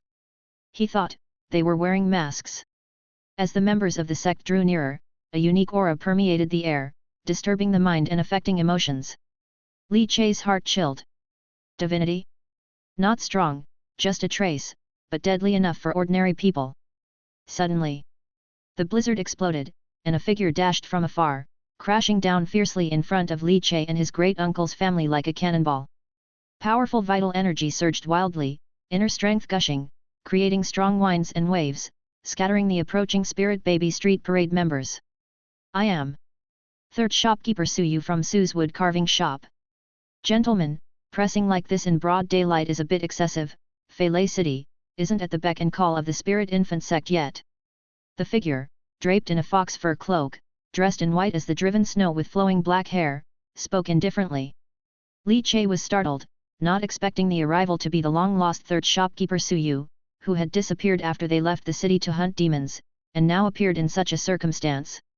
Su Yu, with vital energy fiery as blood, inner strength raging, stood his ground, the force of his burst fearsome. The spirit baby street parade members dispersed, the fleeting divinity also vanishing with the snow into oblivion. No words were exchanged, no speech was made. The street parade members, carrying the spirit shrine, marching to the beat, scattering petals, with the sound of drums and reed pipes receding, gradually disappeared into the snowstorm. The evil influence seemed to go away with them. The great-uncle's family finally heaved a long sigh of relief. The great-aunt, feeling a sense of survival from a grave danger, couldn't help but sob quietly. Li Che bowed his fists, sincerely saying, "Thank you, third shopkeeper." Su Yu turned around, his appearance more weathered than before, his scholarly handsome face now marked by a scar. He glanced at Li Che, smiling, "I just returned from dealing with the evil from the mysterious temple outside the city, and then I encountered this situation. Seeing it was you, I stepped out." Su's wood carving shop still holds some respect for the spirit infant sect. Li Che expressed his thanks once more, and after explaining about his great-uncle's family, Su Yu sighed, "The spirit infant sect has become more and more lawless. However, if you wish to destroy them, you must first let them go mad. Eventually, someone will eradicate them. Well then, let your great-uncle's family move into Su's courtyard, find a secluded residence for them, but they will have to pay rent separately. A woodcarver living in the courtyard need not pay rent," but although the great-uncle's family had Li Che's support, they were not qualified to reside in Su's courtyard. Su Yu had relaxed the conditions, but the rent could not be waived. Don't worry. In consideration of you being a talented woodcarver, the rent will be cheap. Su Yu smiled. I won't return to the courtyard with you. I am going to have a look at the crime scene you mentioned, a quenched bone warrior killed while wearing a bull demon mask, that bull demon, interesting indeed. With that brief statement, Su Yu took his leave, stepping out and disappearing into the distance with hands behind his back. Watching Su Yu's retreating figure, Li Che exhaled, allowing the great-uncle's family to stay in Su's courtyard should indicate Su Yu's intention to foster goodwill toward him. After all, he had the potential to become a wood-carving master. Courting favor, quite typical. Enping Alley. In the midst of snow and wind, several figures hurried forward, their robust vitality intermingling in the air. Su Yu, wearing a fox fur cloak, walked with his hands behind his back. More than one figure was already in the courtyard. Zhao Chuanxiang, with a side knife strapped to his waist, looked with an ugly expression at the dead Bagua staff martial artist, his knuckles white with tension and veins bulging out, his eyes displaying a mixture of ferocity and fear. Apart from Zhao Chuanxiang, there were 3 other figures, all of them were strong and evidently skilled martial artists. Su Yu recognized them, they managed the properties in the outer city for the noble families and clans of the inner city. Just like Su Yu, they were not favored within their clans, but in the outer city, their status was prestigious. The noble families of the inner city comprised 4 major families, the Yang family, the Su family, the An family, and the Si family. Aside from Zhao Chuanxiang, the 3 present hailed from the Yang family, the An family, and the Si family, respectively. Killed outright by immense strength, a full bone tempering completion's enormous force, combined with the release of a martial technique, crushed his ribcage and all internal organs completely overpowered, no chance to resist. Judging by the manner of death, it's impossible to deduce which martial technique the assassin used. This household spared someone alive. If we find and question them, we will know the assassin's appearance. But historically, in the outer city, those capable of killing a bone-tempered individual are most likely that wanted criminal, bull demon, beyond doubt. This bull demon, just after committing a crime in the inner city, killing a disciple valued by the Dharma master of the Spirit Infant sect, is now here in the outer city, having killed a deputy incense master in the bone-tempering realm of the Spirit Infant sect, truly audacious. The person in charge from Si family in the outer city looked at Su Yu and smiled, Third Master Su, interested in joining forces to capture this bull demon. Si Liuxian. Your Si family mingles with the Spirit Infant sect, unlike my Su family. This bull demon, evidently targets the Spirit Infant sect, and the people he kills are those villains from the sect who harm innocent children. In my eyes, his acts are righteous. He has done what we dare not do. I would rather applaud him, if anything, I wish to drink with him, calling him a hero. Why would we capture him? Su Yu glanced coldly at Si Liuxian from the Si family and scoffed. Si Liuxian's face instantly darkened. Su Yu glanced over the corpse of the Bagua staff martial artist, riddled with cracks and smashed by brute force, his eyes narrowing with a flicker of suspicion, then he turned and left. Zhao Chuanxiang, with his head lowered, dared not speak further. These scions of the noble families, although not valued by the inner city and distant from the center of power, were nonetheless descendants of major families. He, Zhao Chuanxiang, had no right to boast in their presence. Moreover, it was because Zhao Chuanxiang was currently extremely anxious. He had once hunted the bull demon alongside the Bagua staff martial artist. And now, the Bagua staff had been retaliated against and killed. The next one. Would it be him? This bull demon criminal, in just 1 month, advanced from the initial stage of bone tempering to bone tempering completion, powerful enough to kill the Bagua staff with sheer force. Horrible, terribly horrible. The more he thought about it, the more terror he felt. Zhao Chuanxiang's forehead was covered in fine sweat, his back drenched in nervous perspiration. What should he do? Chapter 34, Daughter aged 2, Dao Fruit Pure Heart. Li Che returned to Su's courtyard with his uncle's family, making do in their own courtyard for 1 night before seeking out Steward Sun the next day. Thanks to Su Yu's promise, Steward Sun did not make things difficult, although his attitude towards Li Che had cooled considerably since the loss of his son. Upon reflection, it was Sun Changbiao who had initially intended to sacrifice Xixi in order to have a son. The fault lay with his son, not with Li Chei's family who were meant to be the victims. After successfully resolving his uncle's housing issue, Li Chei breathed a sigh of relief. Recalling the oppressive feeling brought about by the followers of the spiritual infant sect parading on the street, Li Chei could not help but frown slightly. The entire spirit infant sect. None of them seemed to be good people at first glance. A disaster waiting to happen. Inside the workshop, Li Chei put down the carving knife in his hand, his black hair dusted with wood shavings, and gazed at the snowflakes drifting in the courtyard, mentally adding the entire spirit infant sect to his little notebook marked for death. Of course, at the very top was the spirit infant master, marked with a circle for special attention. Days went by, one after another. Ever since the reward for the bull demon was increased to 500 taels, Li Chei had remained low-key and had not taken action again, except for once when he assisted his uncle's family. Of course, during this time, he had also looked for the arrest officer Zhao Chuanxiang, sadly to no avail. Zhao Chuanxiang seemed to sense that Li Chei was out to kill him and became cautious and sleazy. He never appeared alone, always accompanied by several arrest officers even when he went out, and he didn't return home at night, hiding who knows where. Li Chei, unable to find the right opportunity, chose to give up.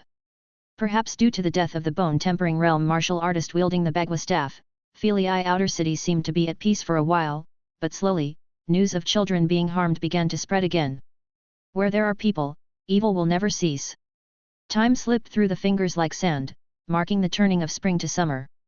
Before he knew it, half a year had passed in the blink of an eye. Sue's wood carving shop. Li Chei took a deep breath, blew the dust off the wood carving, and amidst the flurry, a 9 suns embracing lotus statue vividly appeared before him. Grandpa Chen had also carved a 9 suns embracing lotus wood carving before, but now, the one Li Chei carved seemed even more vivid and imbued with a unique essence, as if the 9 children carved into it had come to life, frolicking and romping as if right next to one's ear. This was due to the enhanced essence brought about by the upgrade of the Immortal Artisan Deo fruit to LV3. HA, your craftsmanship has greatly improved. In next month's assessment, you are likely to be ranked as a 4-knife wood carver. Su Yu, dressed in a silk white robe, leaned against the door frame with a jar of wine, and said with a gentle smile. A 4-knife wood carver can move freely between the inner city and the outer city. HA, have you ever thought about moving your family into the inner city? Su Yu asked. Upon hearing this, Li Chei thought of the numerous masters in the inner city and heard that the true foundation of the powerful within the spirit infant sect was within the inner city. Moving there involved too much risk. Just as old Chen had said, although the living conditions in the outer city were somewhat poor, being far from the center of turbulence and devoid of so much strife made it a happier and more comfortable place to live. Seeing that Li Chei had not responded for a long time, Su Yu waved his hand.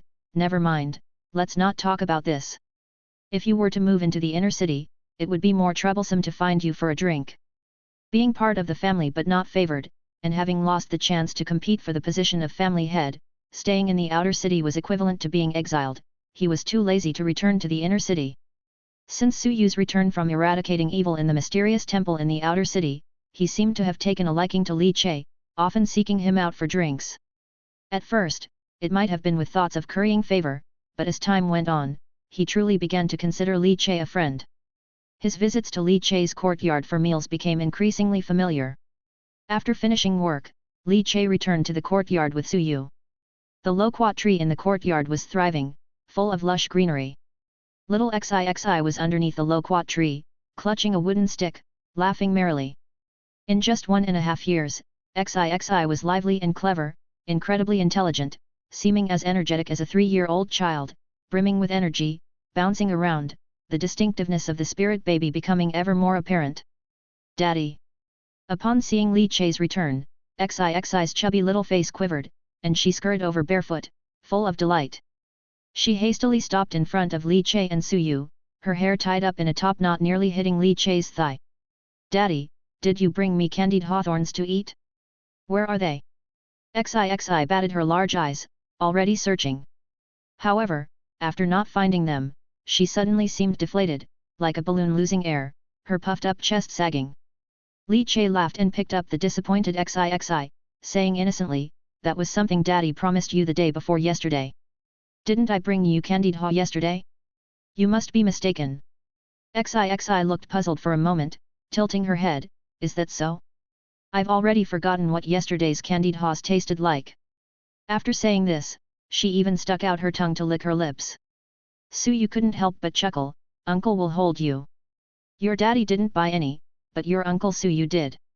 As if by magic, Suyu really produced a candied haw, and XIXI cheered instantly. Old Chen pulled up a bamboo chair and sat under the loquat tree to enjoy the cool air. Seeing this, he couldn't help shaking his head and laughing. Third shopkeeper, don't spoil little stinky XI too much. Candied hawthorns every day will ruin her teeth. Hearing this, XIXI immediately became displeased, pouting her lips. Stinky Grandpa Chen, I'm not little stinky XI, I am Nuangzai, Li Nuangzai. Her muttering carried a faint hint of childishness. This made everyone present struggle to hold back their laughter.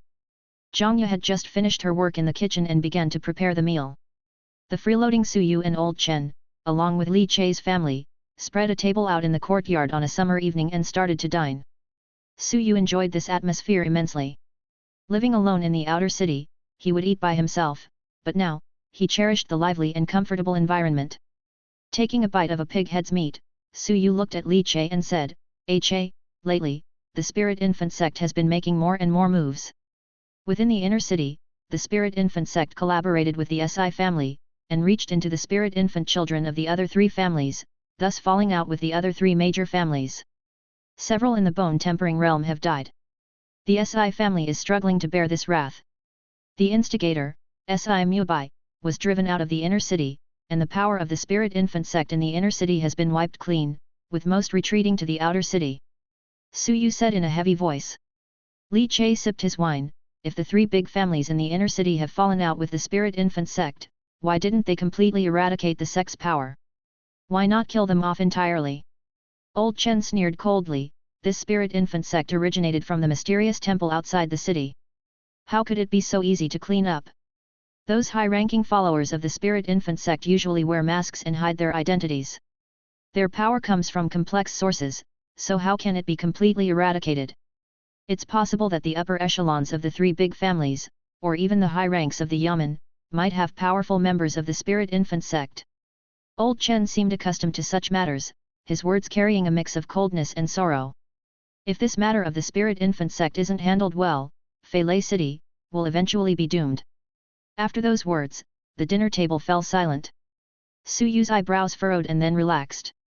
He looked at Old Chen, wanting to say more but stopping himself. Old Chen gulped down a bowl of wine and slammed the bowl on the table. The third shopkeeper knows about my origins. I originally came from the refugees of Huayun City in the north.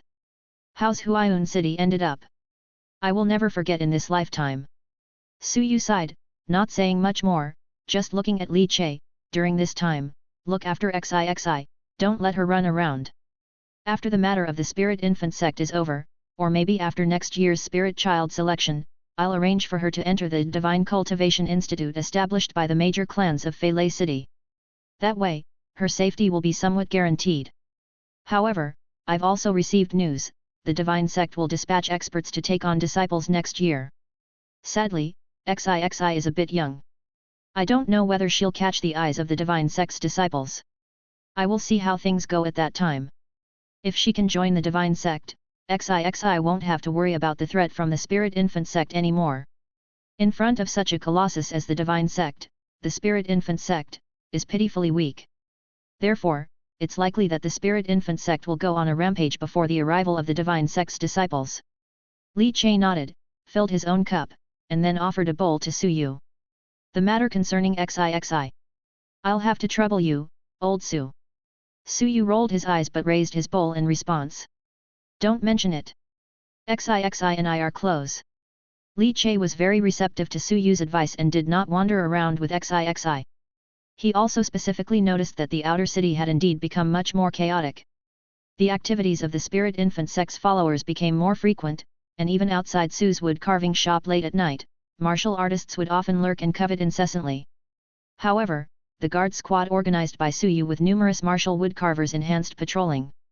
And after Suyu personally killed an intruder who had achieved completion in transformed sinews, the Spirit Infant sect started to restrain themselves a bit. Yet, the activities of the Spirit Infant sect were still intense elsewhere. Over half a year, Feilei Outer City fell into a chorus of mournful cries. Many parents who had lost their children lodged complaints with the yamen. The arrest officers from the yamen organized patrols, but to little effect. The evil followers of the spirit infant sect seemed to always get wind of the officers' movements ahead of time. In such chaos, half a year passed by. But far from improving, the turmoil only became worse. Cold winds blew, and early winter quietly arrived. Another half-year slipped away unnoticed. XIXI turned 2 years old. Outer city, Tingyu Alley. Inside a rented courtyard of Li Che's. Li Che sat cross-legged, and the snowflakes falling from the sky, when nearing him, were met by a surge of inner strength reminiscent of a Jia serpent, violently exploding into a mist of snow upon ejection. Slowly opening his eyes, the strength receded inward, all converging into the Dao fruit of the dragon elephant Vajra. Si snake inner strength, has reached the 3 heavens. This inner strength technique has reached its limit. To make a breakthrough to the 4th layer of inner strength, I need to get my hands on a superior internal strength technique. Li Che exhaled, the breath rushing out of his mouth like a sharp arrow. Suddenly, the Dao fruits of immortal artisan and dragon elephant Vajra in his chest began to flutter slightly. Familiar scenes appeared before him. On the vast earth, a towering treasure tree rose into the clouds, its numerous leaves shimmering as they fluttered. On the tree, a multicolored fruit slowly formed, gleaming brightly, reflecting the various stages of XIXI's growth over the past year. With his black hair cascading over his shoulders, Li Che's eyes gleamed brightly. Another year of anticipation finally blossomed at this moment. 2 years old, XIXI's 3rd Dao fruit had arrived. Your daughter is 2 years old, safe and sound, without illness or disaster. You have obtained a Dao fruit, pure heart. Chapter 35, Divinity Speaks, like the Bodhi, nurturing nature untainted. In the courtyard, the briskly cold snowflakes silently fell, quietly laying a pristine white coat upon the earth. Li Che's lips slightly curled up with a trace of a smile, his mind sinking inward. There, he saw another Dao fruit, colored like a rainbow glazed over, hanging from the Dao tree that rises out of the vast land. The 3rd Dao fruit. After Immortal Artisan and Dragon Elephant Vajra, this was the 3rd one. Immortal Artisan improved Li Che's skills, and Dragon Elephant Vajra enhanced his horizontal refinement strength, making his physique unparalleled and his martial talents soar. Despite this, Li Che was still unable to deduce what the 3rd Dao fruit might be. He felt the anticipation and excitement of opening a mystery box. Pure heart, Dao fruit. The mind is pristine, like a Bodhi, untainted by dust, cultivating the nature without blemish. With the fluctuations of his mind, the hints and introduction regarding pure heart emerged before his eyes. The mind is pristine, as if a Bodhi. Untainted by dust, cultivating the nature without blemish. Li Che muttered the introduction, his breath gradually quickening. Cultivating nature, cultivating divinity. Cultivation in this realm is divided into 3 types: body refinement, inner strength, and divinity. Divinity is the most difficult, but also the most mysterious and powerful. To cultivate divinity, apart from needing a divine cultivation method, one also needs to train both the body and inner strength to a powerful degree. In short, body refinement and inner strength are but preparations for cultivating divinity. Li Che once curiously inquired with Su Yu about the content of divine cultivation, and Su Yu did not conceal it. Body refinement must reach the blood exchange level. Only at the blood exchange realm can one stimulate the organs with blood to absorb and store divinity, and inner strength needs to reach the 3 heavens level to cultivate divinity. What is divinity? All things under the heavens possess spirit, but humans alone have divine charm, which is divinity. Absorbing and training divinity, transcending the mundane world, is the very source of humanity's primacy. Su Yu introduced to Li Che. Human divinity can be divided into the 7 emotions and 6 desires: joy, anger, sorrow, thought, grief, fear, shock. Each of the 7 emotions is a major category of divinity. The 6 desires can be distinguished as well, but the 7 emotions divinity is more communal. Each major category of divinity can be further divided into branches, each of which is a possible foundation for crafting the divine base. For example, the Si family's angry cry town ghost divine base belongs to the divinity of sorrow. Similarly, the terrifying trace of light divine base of divine catcher Zhang Xiang Yang in the inner city Yamen belongs to the divinity of fear branch. A breeze stirred, ushering the chill of winter cold. Li Che felt the recently obtained Dao fruit pure heart, and with the stimulation, his 6 senses seemed to grow sharper, able to catch the divinity that freely roamed between heaven and earth. In his eyes, many divinities glowed faintly, like fireflies in the night sky, fluttering ceaselessly, gradually accumulating around him, and diffusing into his body. Finally, it accumulated within the pure heart. Can the Dao fruit pure heart let me cultivate divinity? Li Che was pleasantly surprised. Su Yu had said that divine cultivators with their combat strength far surpass those who had cultivated body and inner strength. If they managed to forge a divine base, it would be extremely terrifying. Unless facing grandmasters of channel opening, other warriors would easily be crushed. Divine methods are incredibly precious, the foundation of an entire lineage. Even Su Ji would rarely impart a divine method to outsiders, and even if one became a wood-carving master, what one would get was merely the lower divine method. Su Yu had educated me on the realms of divine cultivation. The first realm is nurturing nature. A minor accomplishment in nurturing nature is not weaker than blood exchange, and with nurturing nature to perfection, one can even fight a meridian martial artist. The second realm is divine base, forging the root of divinity, shedding worldly nature, and even a meridian martial artist can be suppressed. Li Che took a deep breath, recalling the information about divinity that Su Yu had mentioned. Name, Li Che. Bonds, Li Nuangzai, daughter. Dao fruits, immortal artisan, LV3, 5%, dragon elephant Vajra, LV1, 70%, pure heart, LV1, 0%. Prototype of divine skills, immortal worker, 1000 analyzing hands. Before his eyes, the panel popped up. This past year, since Dao fruit immortal worker reached LV3, its progress had become increasingly slow. Of course, it was also because Li Che had devoted more time to the martial path. However, the main reason was the extreme difficulty of the mechanisms Li Che intended to create. Tang's mechanism essentials detailed 12 mechanisms, 3 of which were relatively basic, and Li Che had already completed them. The remaining 9 all involved qi and blood as well as inner strength, and even touched upon divinity. Therefore, the difficulty skyrocketed. Fortunate to have the assistance of the LV3 immortal worker Dao fruit and coupled with the collection of materials, after a year, Li Che finally succeeded in creating the 7th ranked mechanism in Tang's mechanism essentials. Wood Raven, ranked 7th in Tang's mechanism essentials, was a mechanical beast painstakingly crafted by Li Che. As for his physical cultivation, the martial talent elevated by the dragon elephant Vajra Dao fruit enabled Li Che's own cultivation to advance from complete meridian opening successfully into bone tempering. The bone tempering realm required a painstaking effort, which aside from daily practice and endurance, also needed plenty of dietary supplements. Li Che's bone tempering method was scavenged from the marketplace, called the 18 tiger bone refining method, which cost him 800 taels, also sold by the merchant who sold him the Su family's 9 tendon technique. Regrettably, the merchant didn't have the ability to obtain a superior internal strength technique.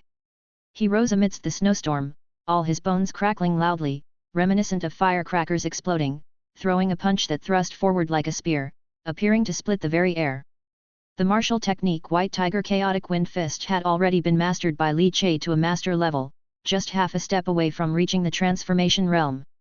Any martial technique can be divided, according to the level of mastery, into beginner, minor accomplishment, major accomplishment, master, and transformation realm. Once the transformation realm is achieved, it can even draw on the divinity between heaven and earth, greatly enhancing the power of the martial technique. Bone tempering great achievement, master level boxing technique, and master level bone shattering spear. Now, even without invoking Dragon Elephant Vajra transformation, my cultivation in Filii Outer City belongs to the top tier. A smile appeared at the corner of Li Che's lips. But that was only in Filii Outer City.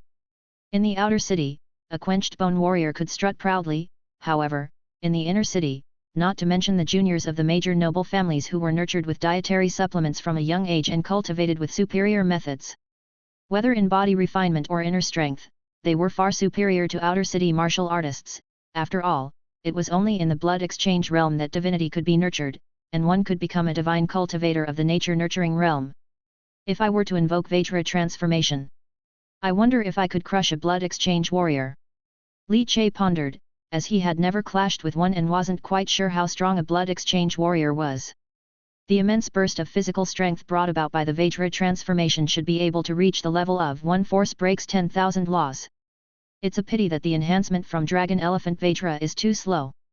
To reach LV2, perhaps my own martial cultivation needs to break through to the blood exchange level. After toying around with the Su family's 8 consecutive bone-shattering spears in the courtyard for a while longer, Li Che sat down cross-legged, calming his mind, ready to start exploring the effects of the Dao fruit pure heart. He sat on the ground, letting the falling snow accumulate on him without moving. His spirit sank, immersing into the pulsating Dao fruit pure heart. It was as if another heart had emerged within his body, its faint thumping connecting to the divinity between heaven and earth. A quarter, 2 quarters, 3/4 of an hour. Li Che's mind became crystal clear, akin to an old monk deep in meditation. Snow had piled up thickly around his body. An hour later, Li Che finally opened his eyes, a faint white light flickering from the depths of his eyes. Dao fruit, pure heart, LV1, 1%. Although he had no divine method and had not practiced a divine cultivation method, pure heart could help him absorb the divinity of heaven and earth, somewhat serving as a divine cultivation method. The divinity I've cultivated is pure and spotless, flawless and unblemished, not belonging to any lineage of divine methods. Li Che's brow furrowed involuntarily. So this, how should it be categorized? In the future, what kind of divine foundation should I forge? Suddenly, Li Che seemed to think of something, his eyes flickering slightly. With every beat of his heart, ambition surged wildly. Chapter 36, Observation Skill, the Immortal Divine Foundation. Virgin snow fluttered down as cranes descended, while the piercing wind howled into his sleeves. At Tingyu Alley, no sound of rain was heard, only the whispers of falling snow, frail and delicate. Li Che's gaze was intense, his heart pounding like a drum. He raised his hand, and the divinity accumulated by the pure heart began to emanate a hazy white glow in his palm, vague and diffuse, twisting the wind and snow. Joy, anger, worry, thought, sorrow, fear, shock, these are the 7 emotions divinity. The divine method originates from these emotions, branching out from the broad categories into specific streams, and thus forging the divine foundation. So the immaculate and flawless divinity gathered by the pure heart, how do I forge a divine foundation with it? Unblemished and spotless, like a blank slate, is it possible to paint upon it, to potentially evolve any divine foundation? Or could it even forge not just a singular divinity divine foundation, but rather a multiple divinities divine foundation? As the thought emerged, his ambition flared like wildfire, sweeping through him in an instant. But all of this was merely speculation on Li Che's part. As to how it all worked, Li Che, with only a vague understanding of divinity, couldn't figure it out. Once stumped, Li Che simply stopped thinking about it. After all, he had not yet formally dealt with divine method. When the opportunity arose later, he would slowly analyze it, or perhaps attempt to devise a method to forge a pure divine foundation. Of course, it was challenging, but no matter how difficult, it was better than having no way to forge a divine foundation at all. Upon this realization, Li Che's mood immediately lightened. To nurturing nature with a pure heart, this is what I need to focus on right now. Li Che stood up, his blood circulating powerfully, like the roar of an angry dragon, melting the snowflakes into steaming vapor. His eyes sparkled with brilliance, and his mind raced. That's right, the dragon elephant Vajra can siphon divinity to accelerate progress. Can the divinity gathered by the pure heart be used to replenish the dragon elephant Vajra? A mutual aid between Dao fruits? While the idea seemed promising, using the divinity nurtured by the pure heart to enhance dragon elephant Vajra would likely slow the nurturing process. It might be a loss rather than a gain. So, giving it a boost during a breakthrough realm would make sense, but ordinarily, I should simply rely on the innate talent granted by the dragon elephant Vajra and patiently refine it over time. If I can forge a divine foundation, I'll be among the top powerhouses in all of Fei City, both the inner and outer city. Forging the divine foundation is crucial. Because Su Yu once told him something that Li Che would never forget. The divine foundation is the beginning of immortality. As he stretched lazily, his bones clashing, Li Che felt extremely content. Once he left his courtyard, he wandered down the long street, planning to get some aged yellow wine and sliced marinated meat to enjoy with his drink in the evening. With old Chen and Su Yu coming over every day for food and drink, Li Che naturally had to prepare some appetizers. High in the sky, the clouds and snow drifted aimlessly. Fei Outer City. A modest carriage rattled through the wind and snow, making its way into the city. Old man, we've arrived at Fei City. The charioteer stopped the carriage along the road, rubbed his hands, and called into the carriage. The curtains parted, and 2 figures stepped out. An old man, his face deeply creased like the bark of a centuries-old tree, wore a thick padded jacket and 2 long eyebrows that drooped down.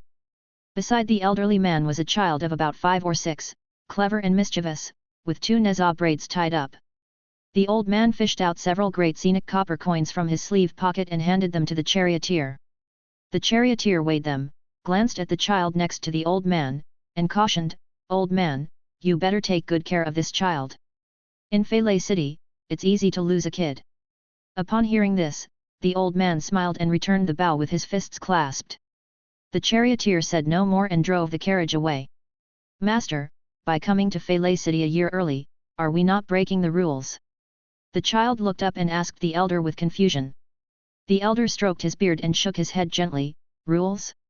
Great Vista is declining, what rules are there to speak of now? Besides, on our journey here, I observed the divinity of the mysterious temple outside Fei City growing increasingly intense, and monsters are rampant. I fear that by next year, we might not even be able to enter the city." The child was startled. "Ah? Is it really that exaggerated? Although Fei City is small, it houses many noble families and clans, and there are quite a few divine base cultivators. To fall within a year, that's a bit exaggerated, right?" The elder glanced at the child. "Lu Chi, do you think your master would deceive you?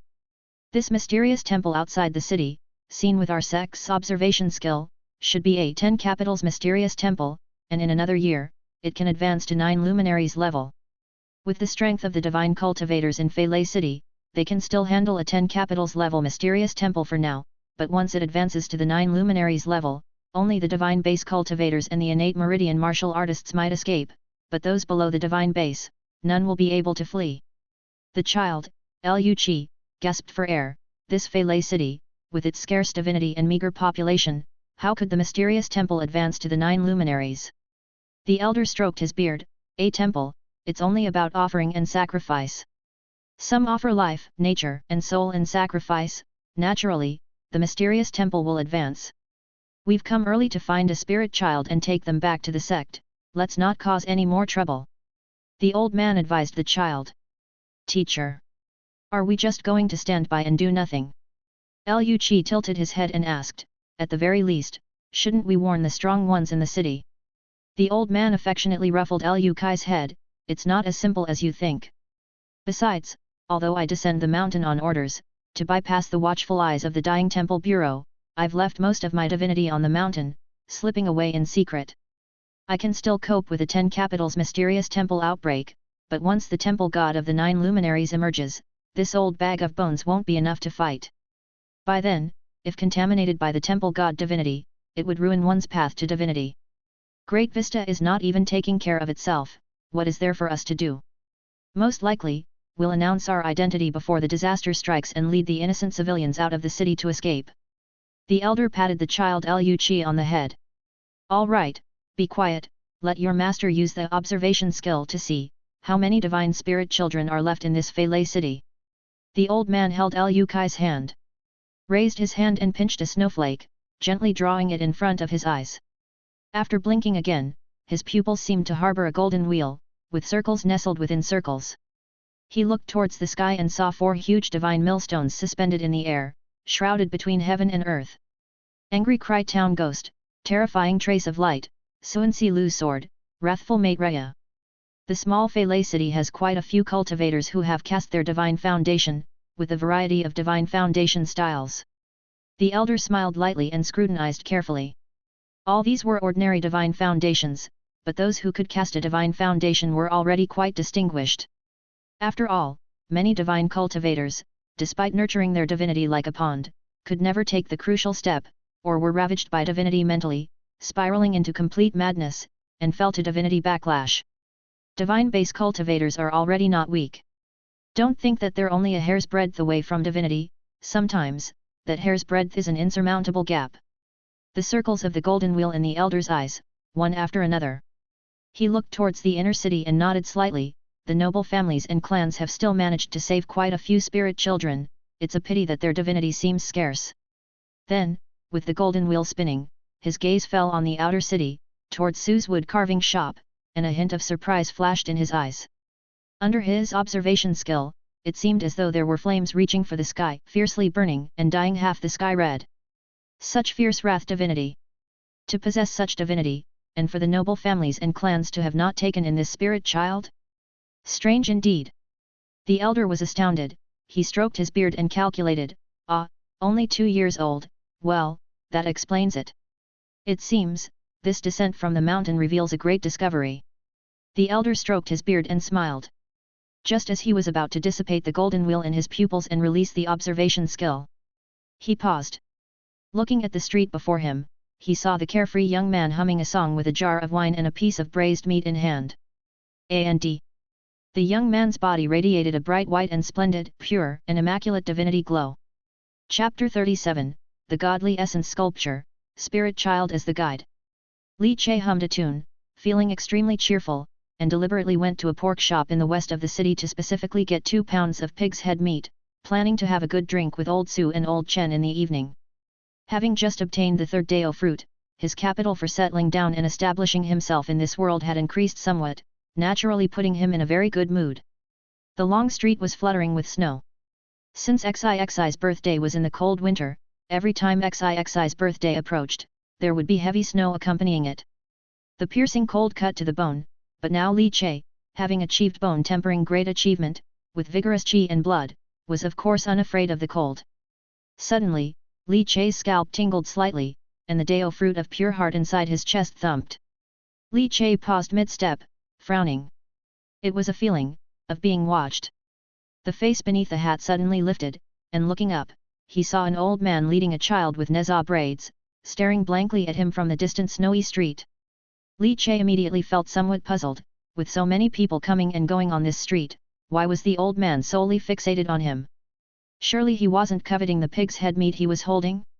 Li Che also looked back, only to see that the old man leading the child with neza braids had shifted his gaze away. Feeling that something was odd, Li Che instantly became vigilant. However, Li Che was just on guard, as they passed by each other, and not until they were far apart did the old man make any move. Only then did Li Che relax, feeling that he was being overly cautious, and nearly noted the old man down in his little book. "Master? What's up?" Liu Qi noticed something was off with his master and couldn't help but ask. The old man closed his eyes, dispelling the observation skill, and shook his head, feeling extremely regretful and heartbroken. What a pity, really such a pity. Immaculate and pure, clear as water, like a blank sheet of paper. To think there exists such pure newborn divinity between heaven and earth. Such divinity is highly malleable, but it's such a pity. It resides in a young man, and he's merely a muscle and tendon warrior whose age is far too advanced. A spiritual child in his 20s? Strange. Spirit infant children cultivate their divinity differently from ordinary martial artists. They are born with divinity, so they start nurturing nature right from the beginning, fostering their own divinity, and by adulthood, they usually reach the stage of nurture nature like a lamp, possibly striking the divine foundation before 30, and hopeful of condensing the divine minister within 60 years. The old man shook his head, having seen pure white divinity in Li Che through the observation skill, he truly was tempted for a moment. Unfortunately, the divinity resided not in a tender child but in a rough man. The age is a bit too much, and he's currently only at sinew transforming in his martial cultivation, far from blood exchange. Before 30, to forge a divine foundation, it's a bit difficult. Such divinity, wasted. After returning to Su's wood carving shop, Li Che still had the old man on his mind. It was very strange, and subtly, it brought him a strong sense of crisis. The warning of the Dao fruit must have its reasons. Fortunately, throughout his life, Li Che had always valued peace in dealing with others and hadn't run into any mess. Feilei City is becoming more and more chaotic, various powers, all sorts of strong individuals, are emerging one after another. Li Che shook his head. Back in the courtyard, Xixi was nurturing her divinity under the guidance of Su Yu. Xixi is a spirit child, full of divinity, learning to cultivate early to lay a solid foundation, which is beneficial for her future. For divine cultivators, age milestones are crucial. Su Yu, dressed in white with a sword at his waist, smiled when he saw Li Che return.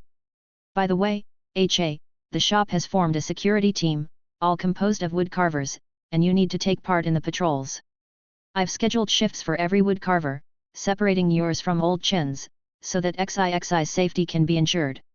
If Old Chen and Li Che were both away at the same time, then Xixi's safety would be unsecured.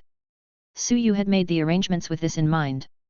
As night fell, Su Yu walked shoulder to shoulder with Li Che along the snow-covered alley, patrolling Su's courtyard, protecting and securing the safety of the families of the many woodcarvers living within. Li Che carried a long spear on his back. The martial technique he openly cultivated was the Su family's 8 consecutive bone-shattering spears. Now he modestly displayed his cultivation complete meridian opening and the spear technique at major accomplishment, earning him the title of genius within Suji. Cultivating martial arts for 2 years, from skin refinement to complete meridian opening, was naturally quite impressive. A couple of days ago, the inner-city Yang family's courtyard set in the outer-city wood-carving shop was breached by the fiends of the Spirit Infant sect. Su Yu's hand rested on his sword's hilt, staring into the dark sky, speaking in a somber tone. Li Che's heart tensed, as this was news to him. Fiends of the Spirit Infant sect, so rampant. Li Che said solemnly. The Spirit Infant sect has many strong members. Since being expelled from the inner city, they've settled in the outer city. Now they're targeting the Spirit Infant children of various families in the outer city. Several woodcarvers died in the Yang family courtyard, and one of the Spirit Infant children was abducted. Su Yu clenched his fist tightly, his veins popping. Because, there's news of a divine sect cultivator descending down the mountain towards Feilei City. The Spirit Infant sect must act before the divine sect cultivator steps into Feilei City, otherwise, the truly promising seedlings will undoubtedly be taken away by the divine sect cultivators. Hence, these days, the Spirit Infant sect has gone completely mad. Doesn't the Su family of the inner city send strong people to sit in the outer city? Li Che frowned and couldn't help but ask. Hearing this, Su Yu fell silent. Su family of the inner city. It's not a big problem, we can hold them off ourselves, Su Yu said with a forced smile. But in his face, Li Che saw a trace of sorrow and helplessness. Inner City of Thunder, Golden Splendor Pavilion. A breeze swept through the hall, causing the curtains to billow. A figure, bowed in posture, moved respectfully down the corridor and, after a short moment, arrived at a hanging pavilion within the Golden Splendor Pavilion. In the center of the pavilion, a stove boiled water. Si Mubai sat in a chair with a beautiful woman by his side, lightly made up and extremely beautiful, elegantly brewing tea, showcasing her tea art. Young master, Zhao Chuanxiang has arrived. A deep voice came from outside the door. Following this, Zhao Chuanxiang entered the pavilion in casual dress, with a side knife at his waist.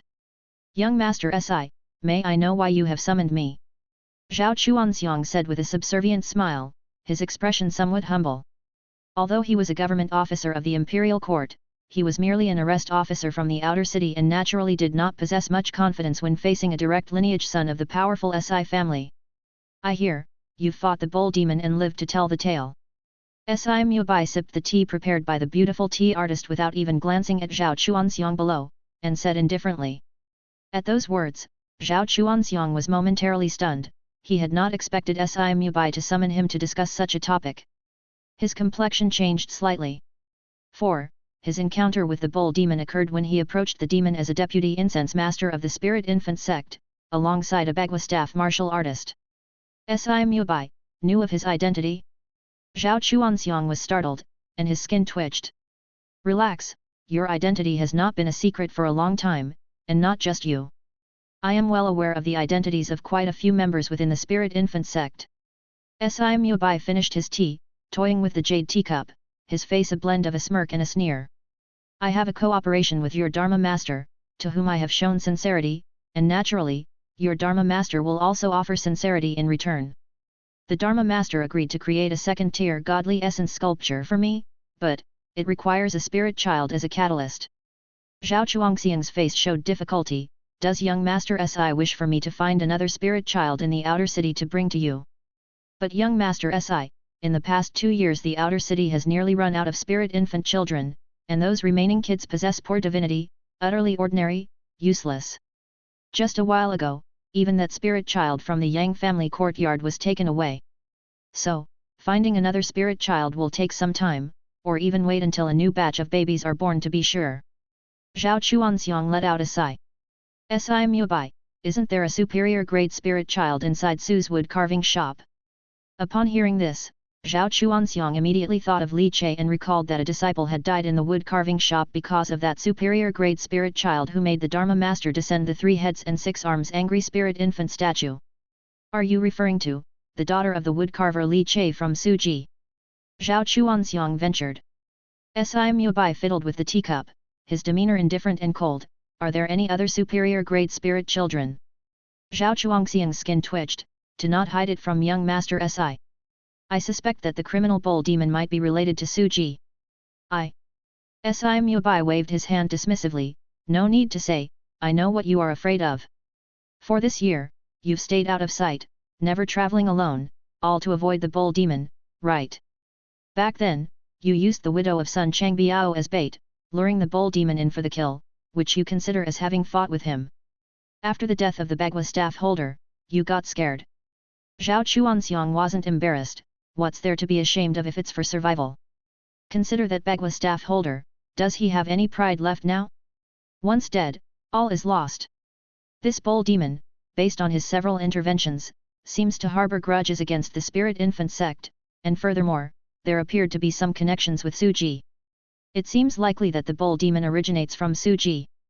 Si Mubai leaned back in the Taishi chair made of pear wood, his long fingers tapping lightly on the table. I am also very curious, just who from Suji is this bull demon? Able to move freely in and out of inner and outer cities, and possessing a bone-tempering completion cultivation. Who could it be? It can't be Su Heli, nor Su Baihu, and it's even less likely to be the third Su brother. No matter who it is, just eliminate him. That will do. Si Mubai's eyes gleamed with a mix of sobbing and smiling, as he turned his gaze toward Zhao Chuanxiang. You handle this job for me, and I'll take care of the bull demon for you. Since the bull demon is so keen on killing you, let him come for you. Zhao Chuanxiang's face darkened instantly, his heart, quite tempted. If the bull demon could indeed be dealt with, he really could live without always looking over his shoulder. The bull demon must die, without that, he could not rest easy. The death of the Bagua staff holder was vivid in his mind, like a nightmare. Zhao Chuanxiang's eyes flickered. But still, there was trepidation in his heart.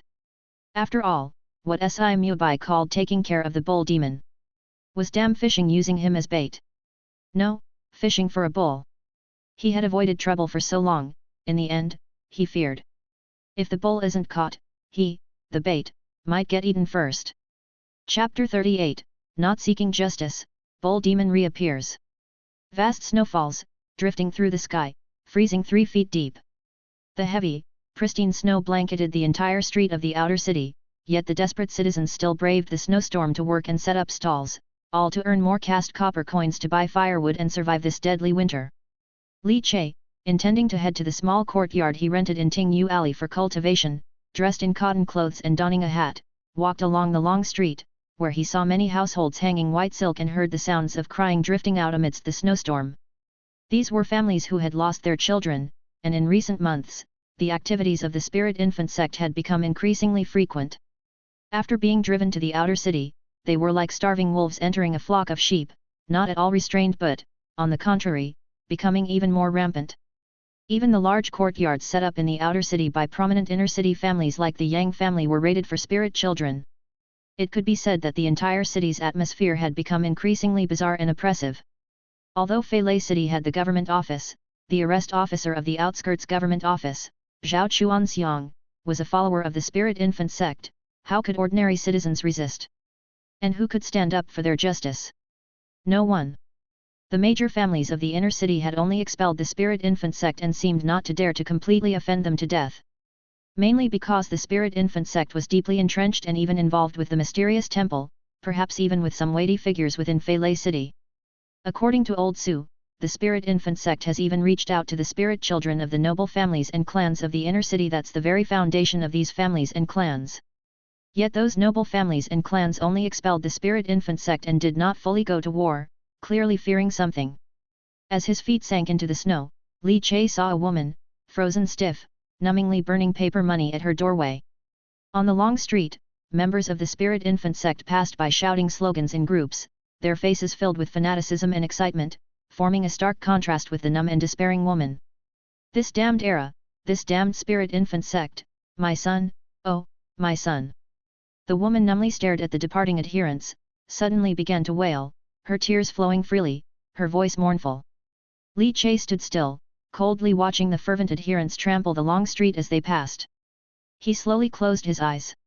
He could not help but think if he had not obtained the Dao fruit, whether he would now be as numb and powerless as this woman. Upon reflection, it felt a bit empathetic. This era did not have anyone to stand up for their justice. None. Li Che opened his eyes, he too could not.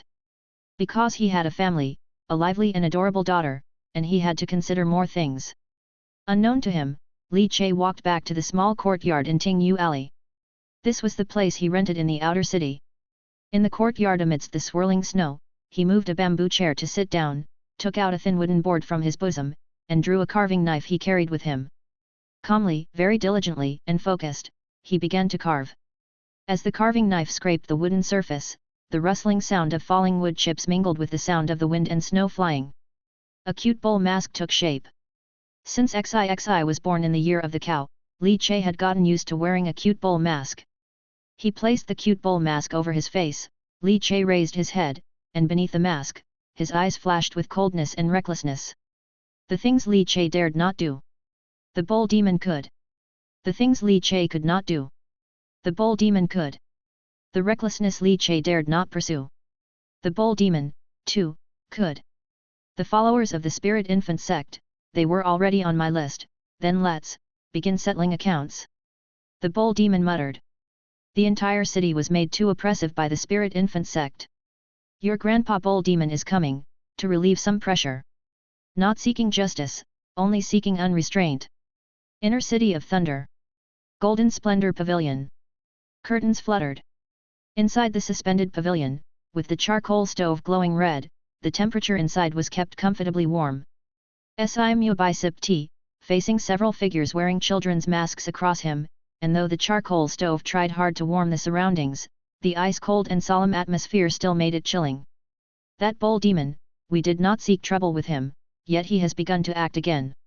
In this past half-month, he has frequently taken action, killing several of our Spirit Infant sect members in the city who were searching for children.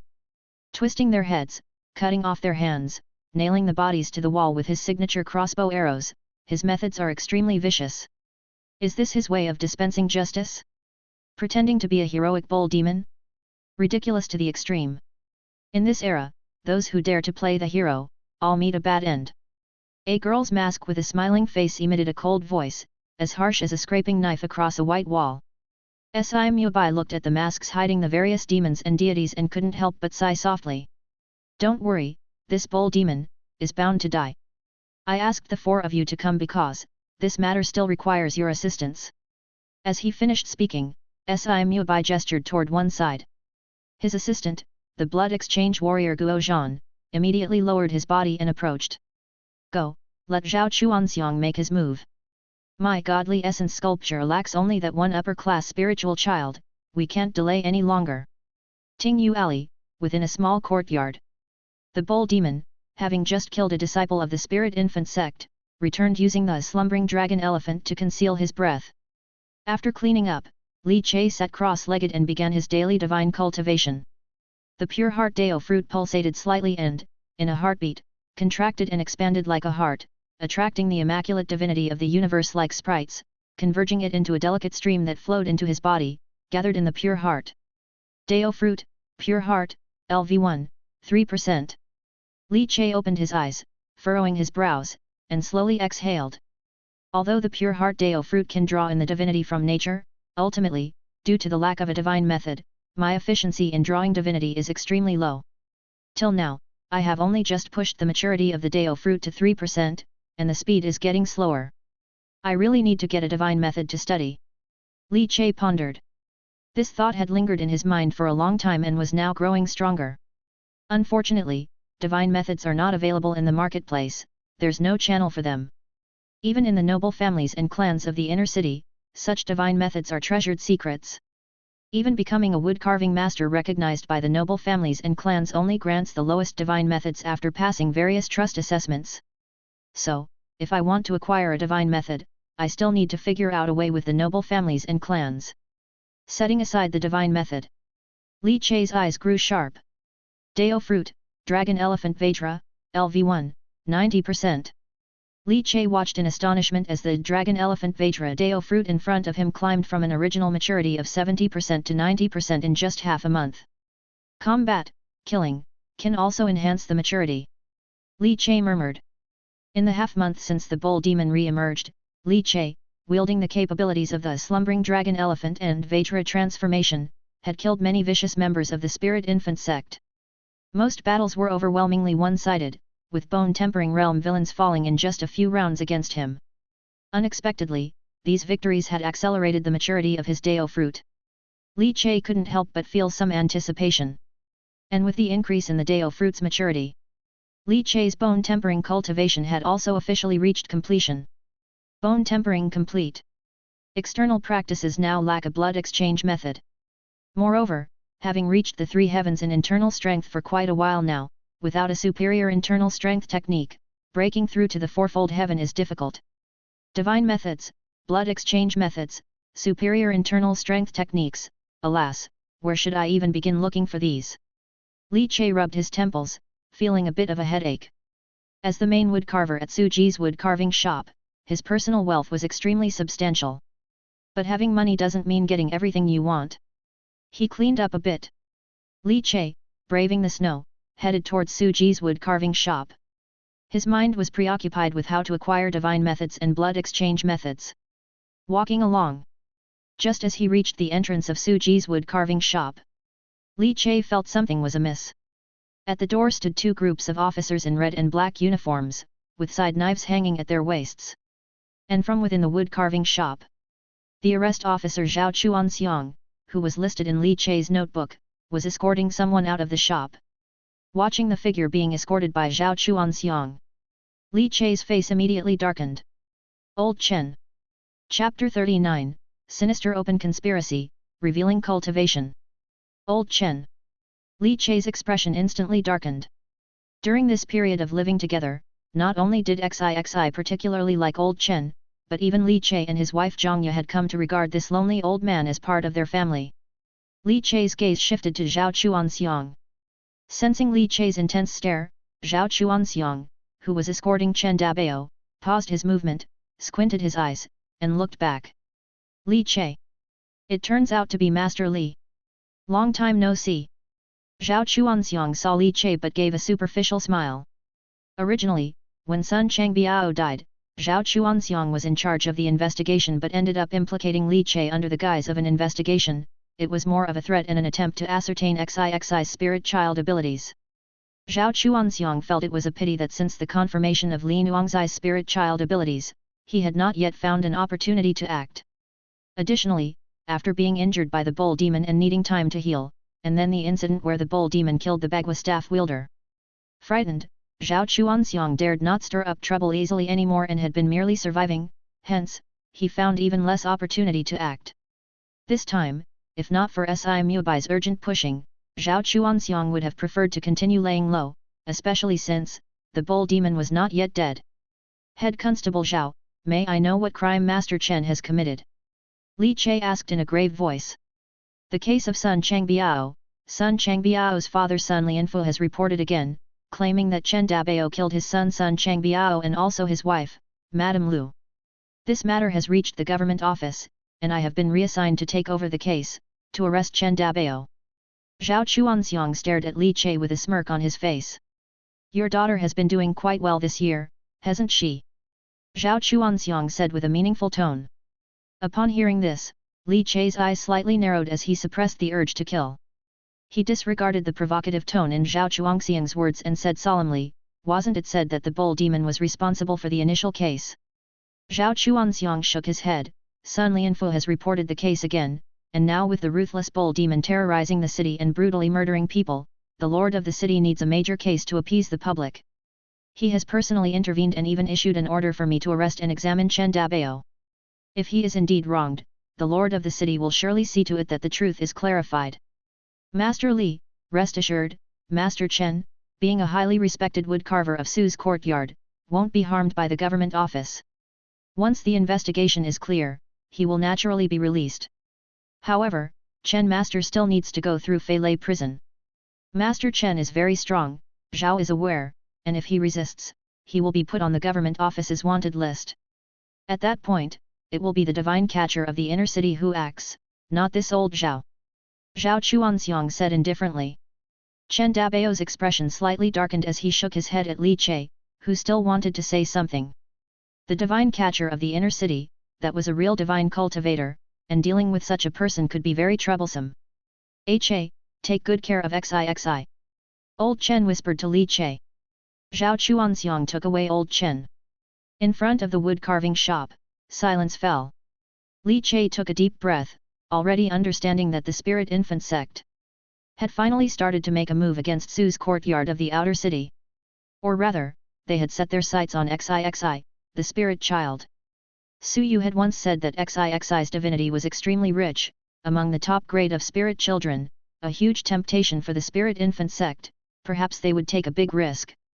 Is Zhao Chuanxiang taking away old Chen first because he's been living in my house, protecting XIXI, and Zhao Chuanxiang feels it's better to take him away before acting? Indeed, that was a clear conclusion to any discerning eye.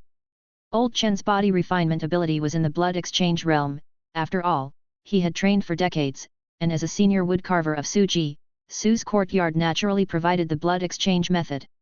As for inner strength, Old Chen had even touched the threshold of the fourfold heaven. Among Suji's wood-carving masters, Old Chen was the strongest, and even placed in the inner city, he was considered formidable. With such a strong protector, it wasn't easy to take XIXI away, and Zhao Chuanxiang naturally had to reassign him. However, because Old Chen was strong, Li Che was not worried about his safety. What about the third shopkeeper?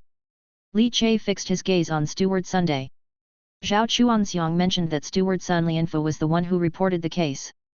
Since Steward Sun had not spoken up to deny it, it evidently was true, even if not, the silent Steward Sun must be involved with Zhao Chuanxiang. Steward Sun did not respond to Li Che's question, kept his head down, and didn't even make eye contact. The third shopkeeper was called away by the second shopkeeper early this morning and returned to the inner city. The tall and martially spirited Zhao Xian explained to Li Che. The second shopkeeper. Su Baihu. Li Che frowned. Could it be such a coincidence? No sooner had the third shopkeeper Su Yu left than Zhao Chuanxiang showed up at the door to take away Old Chen. Could it be that Su Baihu was also mingling with the likes of Zhao Chuanxiang? Steward Sunday, how could you accuse Master Chen? The case of Sun Changbiao was already closed, wasn't it? It was said to have been done by the bull demon. Zhao Xian was quite upset and sternly questioned Steward Sunday. Before my son died, Chen Dabao inspected him. Steward Sun raised his head, his old face slightly trembling. After he inspected him, my son died. How could there be such a coincidence in the world? My son's death must be related to Chen Dabao. What bull demon, what nonsense hero, might even just be a disguise used by Chen Dabao. Steward Sun coldly spoke, and even the words between his teeth were chilling. Steward Sun, the bull demon hero, hates evil fiercely. The spirit infant sect has turned Feilei City upside down, causing countless families to hang white cloths and burn white paper in mourning. Yet, it was only the bull demon who stood up, targeting only the evildoers of the spirit infant sect to kill. Such a heroic figure, and you have the nerve to insult him. Your son Sun Changbiao joined the spirit infant sect, wanting to exchange someone else's daughter for his own son. Such a malicious person deserves more than death. Zhao Xian crossed her arms and spoke coldly. Besides, your framing is too obvious. What kind of physique does the bull demon have, and what kind of body does Old Chen have? How could you even connect these two? Why don't you say that Master Li is the bull demon? Zhao Xian was clearly annoyed with the double-dealing Steward Sunday. Li Che was startled, thinking he had been exposed. Miss Zhao, those words shouldn't be said lightly. Seeing Li Che startled, Zhao Xian quickly explained, it's just an example, Master Li, don't be nervous. You've only practiced martial arts for a short time, there's a world of difference between you and the bull demon, I understand. Li Che. You understand nothing. Suddenly. Outside Suji's wood-carving shop, the noisy crowd fell silent, and in the blur of the snowstorm, Zhao Chuanxiang, dressed in a black and red uniform, returned. His rugged hand rested on the handle of his long knife, standing upright amidst the snowstorm. Everyone's heart skipped a beat. Zhao Chuangxiang's gaze was fixed on Li Che. Master Li, Steward Sun said, you asked Chen Dabao to investigate Sun Changbiao, so, does Sun Changbiao's death also have something to do with you? The returning Zhao Chuanxiang stared at Li Che, speaking ominously. Perhaps Master Li would care to come along with me. As soon as the words were spoken, they were like a bombshell. In front of Su's wood carving shop, the atmosphere suddenly exploded, boiling over. Many were both shocked and angry, and the clear-sighted could see that Zhao Chuanxiang was clearly causing trouble on purpose. Steward Sun's expression flickered and turned dark, yet he said not a word. Zhao Chuangxiang's look was even fiercely fixed on Li Che, his knife partially unsheathed at his waist, his body's qi and blood in turmoil, like a venomous snake or python. Li Che. Let me ask you, at the time of Sun Changbiao's death. Where were you? What were you doing? You were. Bang. Before his interrogation laced with inner strength was even complete, his voice boomed like thunder. But the knife light had already enveloped the sky, tearing through the heavy snow, like a net from heaven and earth, roaring towards Li Che. Intending to overpower Li Che, leaving him unable to respond and forced to surrender. The aura of bone-tempering great achievement was brutal and frenzied, his qi and blood surging, accompanied by dazzling knife light, made the atmosphere in front of Su Ji's wood carving shop oppressive. Zhao Chuanxiang not only wanted to take Chen Dabao, but also to take him, Li Che. Leaving only Zhangya and Xixi, the powerless mother and daughter, in Su's courtyard. When the time came, the evildoers of the Spirit Infant sect would easily be able to kidnap Xixi. A blatant scheme. A malicious scheme conducted under the rules of the Yamen. Such filthy tactics. Watching as the cascade of knife light burst forth before him, the knife light entering within 3 feet of his body, Li Che's eyes flickered with ferocity. His face flushed red, as if venting the anger suppressed under Zhao Chuangxiang's pressure of qi and blood. Then, Li Che gripped his hand, his fingers like hooks shredding through the air, pulling trails of qi, as his clenched arm stiffened like a spear. He stepped forward. Bent his body. Threw a punch. Using his fist as a spear. The major accomplishment. Su family's 8 consecutive bone-shattering spears. His muscles and bones resonated together, bones cracking audibly. It was almost like a flash of lightning and thunder in an instant. Zhao Chuangxiang's knife and Li Che's punch collided several times, exchanging bursts of qi strength and qi and blood, revealing the trembling of his knife blade. The qi stirred, and the snowflakes floating in the air couldn't fall, as if repelled by a powerful force, exploding into a hazy mist of snow around them. Zhao Chuanxiang, holding his continuously trembling knife, floated backward. Li Che's face turned red, and he stepped back several steps, causing the ground to burst with flying snow. In front of the wood carving shop. The hot qi and blood still seething. But the crowd had already been silenced by the thunderous collision between Li Che and Zhao Chuanxiang, left speechless. Zhao Chuanxiang grasped the long knife, his black hair billowing, his eyes filled with shock as he gazed at Li Che, a mix of absurdity and disbelief in his look. You actually. Bone tempering. Chapter 40, Clan Juniors, can also be killed. The clanging of metal, a constant hum. It was a reflection of the shock in Zhao Chuanxiang's heart at this moment. Because of the spirit child, Zhao Chuanxiang had carefully reviewed Li Che's information, a child who lost his parents at a young age, raised by his uncle. Before the birth of his daughter Li Nuangzai, he was nothing but a hard-working laborer at Su's wood carving shop, a basic hired hand lacking in strength. Not to mention martial cultivation, he didn't even know the simplest farming techniques. Yet, in just over 2 years, this laborer had undergone bone tempering. Only 2 years of martial practice, and already stepping into bone tempering. What kind of martial talent is this? To think that the skin refinement and sinew transforming phases were extremely time-consuming, it took Zhao Chuanxiang a whole 8 years to progress from skin refinement to bone tempering. I really didn't expect it.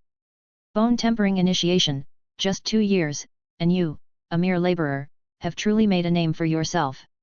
Zhao Chuanxiang squinted his eyes, gripping his long blade with a slightly murderous intent. After all, he had set his sights on Li Che's daughter, but with Li Che's high martial talent, there was no guarantee he wouldn't come back for revenge, becoming a huge problem. And the people around the wood carving shop were dumbfounded. Zhao Xian and Wang Zhenpin, who also learned the skin refinement technique from Su North Tiger, along with Li Che, appeared quite stupefied. Li Che, had undergone bone tempering? How could it be so fast? Everyone started martial practice at the same time, and those two were still struggling in the skin refinement phase, having just barely reached skin refinement completion, without even starting on sinew transforming. Yet Li Che had already undergone bone tempering. Once he became a quenched bone warrior, he would be a respectable figure even in the outer city. Li Che's expression was cold. When he had achieved complete meridian opening, Su Yu had passed on the bone tempering method of Su Ji. Now, displaying his bone tempering cultivation was not without reason. Head Constable Zhao, thank you for your leniency. You are merely suspicious, and you have no right to imprison me, do you? You said that the lord of the city issued a writ of arrest for Master Chen. Does that writ also mention arresting me? Sun Changbiao coveted my daughter, and my family is the victim. Surely the victim is not to be blamed, right? Li Che flexed his arms, with blood surging throughout his body, and spoke in a deep voice. Zhao Chuanxiang narrowed his eyes, filled with murderous intent, with his broad blade humming incessantly. He tapped his fingers against the edge of the blade, the silvery reflection of the blade mirrored his stern visage. How dare you, a lowly commoner, question the government's actions? If I insist on taking you to Feilei prison, what can you do about it? There was a coldness spread across the rugged face of Zhao Chuanxiang. He was afraid of death, and therefore, he must kill Li Che. Even if Li Che was the popular woodcarver of Su's wood-carving shop, a seedling of a wood-carving master, so what? In Zhao Chuanxiang's eyes, Li Che, with his fame and reputation, needed to die even more. If he didn't stop Li Che now, the day would come when he, Zhao Chuanxiang, would have to die. With Su Yu not here, who in Su Ji can support you? Even if they inquire about it later, Su Ji wouldn't dare to touch me. My uncle is Zhao Suanhai, the divine catcher of the inner city. The killing intent on Zhao Chuanxiang gradually built up like a wild whirlwind, and his blade technique, which had reached a major accomplishment, already showed signs of developed blade momentum. Once he reached the transformation realm, the formed blade intent would allow him to resist a divine cultivator, to some extent. The grim killing intent swirled with the wind and snow. In front of the wood-carving shop, many masters hesitated whether to intervene and help Li Che. But involving themselves with Zhao Chuanxiang, who was like a rabid dog, was obviously not a good idea. Faced with trouble, most people chose to protect themselves wisely. Li Che's eyes narrowed as murderous intent surged with a hint of surprise. Zhao Chuanxiang had a divine catcher as an uncle? This was something he had not known before. Divine catcher, the divine cultivator from the Black Yamen of the inner city. He was a true divine cultivator. Li Che's heart grew slightly somber. As the saying goes, to destroy the grass, one must eliminate the roots, but if he killed Zhao Chuanxiang, this root would be too thick to remove. Faced with Zhao Chuanxiang's aggressively murderous intent, Li Che contemplated how to respond. In the distance, there was a sound of breaking through the air as a figure sped over rapidly. The wind and snow ripped apart like a torn curtain. Zhao Chuanxiang frowned, looking toward the swiftly approaching figure of Su Yu, his eyes flashing with surprise. This Su Yu? Wasn't he supposed to be held up in the inner city? Clearly, Zhao Chuanxiang had underestimated the importance of Li Che in Su Yu's heart. As soon as his plan began, Su Yu received the message and directly rushed back from the inner city. As a direct member of the Su family, his presence meant that Zhao Chuanxiang understood he couldn't kill Li Che today. Sheathing his sword, Zhao Chuanxiang took one last deep look at Li Che and made a swift retreat, not waiting for Su Yu to arrive and confront him. Li Che kept his gaze fixed on the retreating figure of Zhao Chuanxiang. Su Yu landed, stirring up a storm of snow, the cold wind howling, his expression extremely grim. Was old Chen taken away? Zhao Chuanxiang still wants to take you away. Su Yu's hand turned into a fist, veins popping out. Si Mubai has gone too far, so blatant. Li Che was taken aback. Si Mubai. The Spirit Infant sect attacked the Divine Cultivation Institute of Suji, intent on plundering the spirit children and spirit babies. I was urgently called back to guard the inner city. I can no longer stay in the outer city during this time. Su Yu looked at Li Che with a serious expression. The Spirit Infant sect wouldn't dare to touch the Divine Cultivation Institute. It's the root of the noble families and clans of divine cultivators in Feilei City, but we must not be unguarded, so this is an overt scheme. I must return. Zhao Chuanxiang taking old Chen away at this time, I suspect the goal of the Spirit Infant sect is XIXI.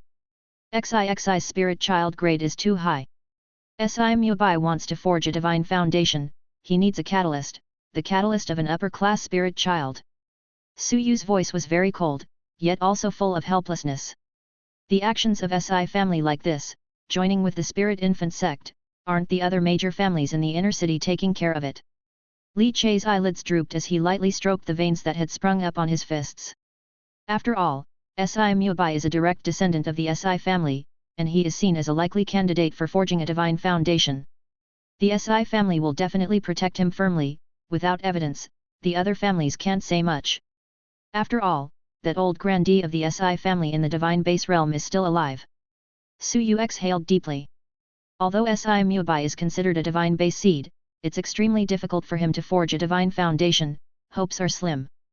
That's why he joined forces with the Spirit Infant sect, hoping to break through with the help of the Spirit Infant Master's Godly Essence Sculpture. Godly Essence Sculpture, it requires the essence of a spirit child as a catalyst, so. As Su Yu said this, Li Che basically understood. So it turned out. That was the collaboration Lei Chunlin discussed with Si Mubai back then. Which means, at that time, Si Mubai had already set his sights on XIXI. Si Mubai. Li Che narrowed his eyes, a scion of the noble families, not easy to kill. A divine cultivator at the cultivation peak, facing him now, even if Li Che activated the dragon elephant Vajra, would he be able to kill him? Seems difficult. But, not impossible to kill. Scions of noble families, can also be killed. You don't need to worry about old Chen, he'll be fine. Zhao Chuanxiang wouldn't dare to harm him, the goal was merely to divert him away. Tonight, you should stay in the courtyard and make sure XIXI is safe. Don't go anywhere, if something isn't right, take XIXI and run away. Focus on evading and dragging out time. I can return tomorrow, just make it until dawn, and I'll rush back immediately. I've mentioned your situation to my family, it's a pity, my words carry little weight, otherwise Su Ji should have arranged for a blood exchange warrior to come and ensure your and XIXI's safety. Su Yu gave a self-deprecating smile. Being out of favor is just that sorrowful. Su Yu had already made Li Che's excellence clear, but it was still undervalued. Li Che, on the contrary, ended up comforting Su Yu. Without further words, Su Yu patted Li Che on the shoulder, then said a few words of request to the few masters in the wood carving shop before turning and quickly leaving for the inner city. Li Che also didn't say much, bidding farewell to those in the wood carving shop who were still astonished at his martial cultivation. He turned and returned to Su Ji's courtyard, to the yard. The gate of the courtyard was tightly closed. Zhangya was holding XIXI in the house, her complexion slightly pale. As soon as Li Che returned, Zhangya instantly felt reassured. Husband, Uncle Chen was taken away, is he, okay? Now that her main support had returned, Zhangya became less strong, starting to panic. Li Che took XIXI from her arms, the little girl was deep in sleep, drooling, seemingly dreaming about the taste of candied haws. It's okay, old Chen will be fine, it's just a small problem. Wife, come here, I'm going to teach you something. Li Che held XIXI in one arm and took Zhang Ye's hand with the other. They went to the study, where Li Che opened a box and took out a palm-sized black Nanmu wooden bird. This is the mechanism I've made, Wood Raven. It's a bit powerful, and in case of danger, it can protect you and XIXI. I'll show you how to operate it. Li Che instructed Zhang Ye on how to operate the Wood Raven. Zhang Ye listened intently and quickly memorized it. Be careful, it must not be exposed to open flame. Li Che cautioned. Zhang Ye nodded continuously, carefully storing away the Wood Raven. Soon after, she looked at Li Che with curiosity. Husband. You said this little wooden bird's power is a bit strong, so how strong is it? The Wood Raven, ranked 8th among hidden weapons in the Tang's mechanism essentials, had been further modified by Li Che using the talent of the immortal artisan's Dao fruit. Li Che pondered for a moment, then considering his own strength, he carefully provided an answer. The power. If operated properly, its power is roughly, like a martial artist such as Old Chen, if not careful. It can knock someone half to death.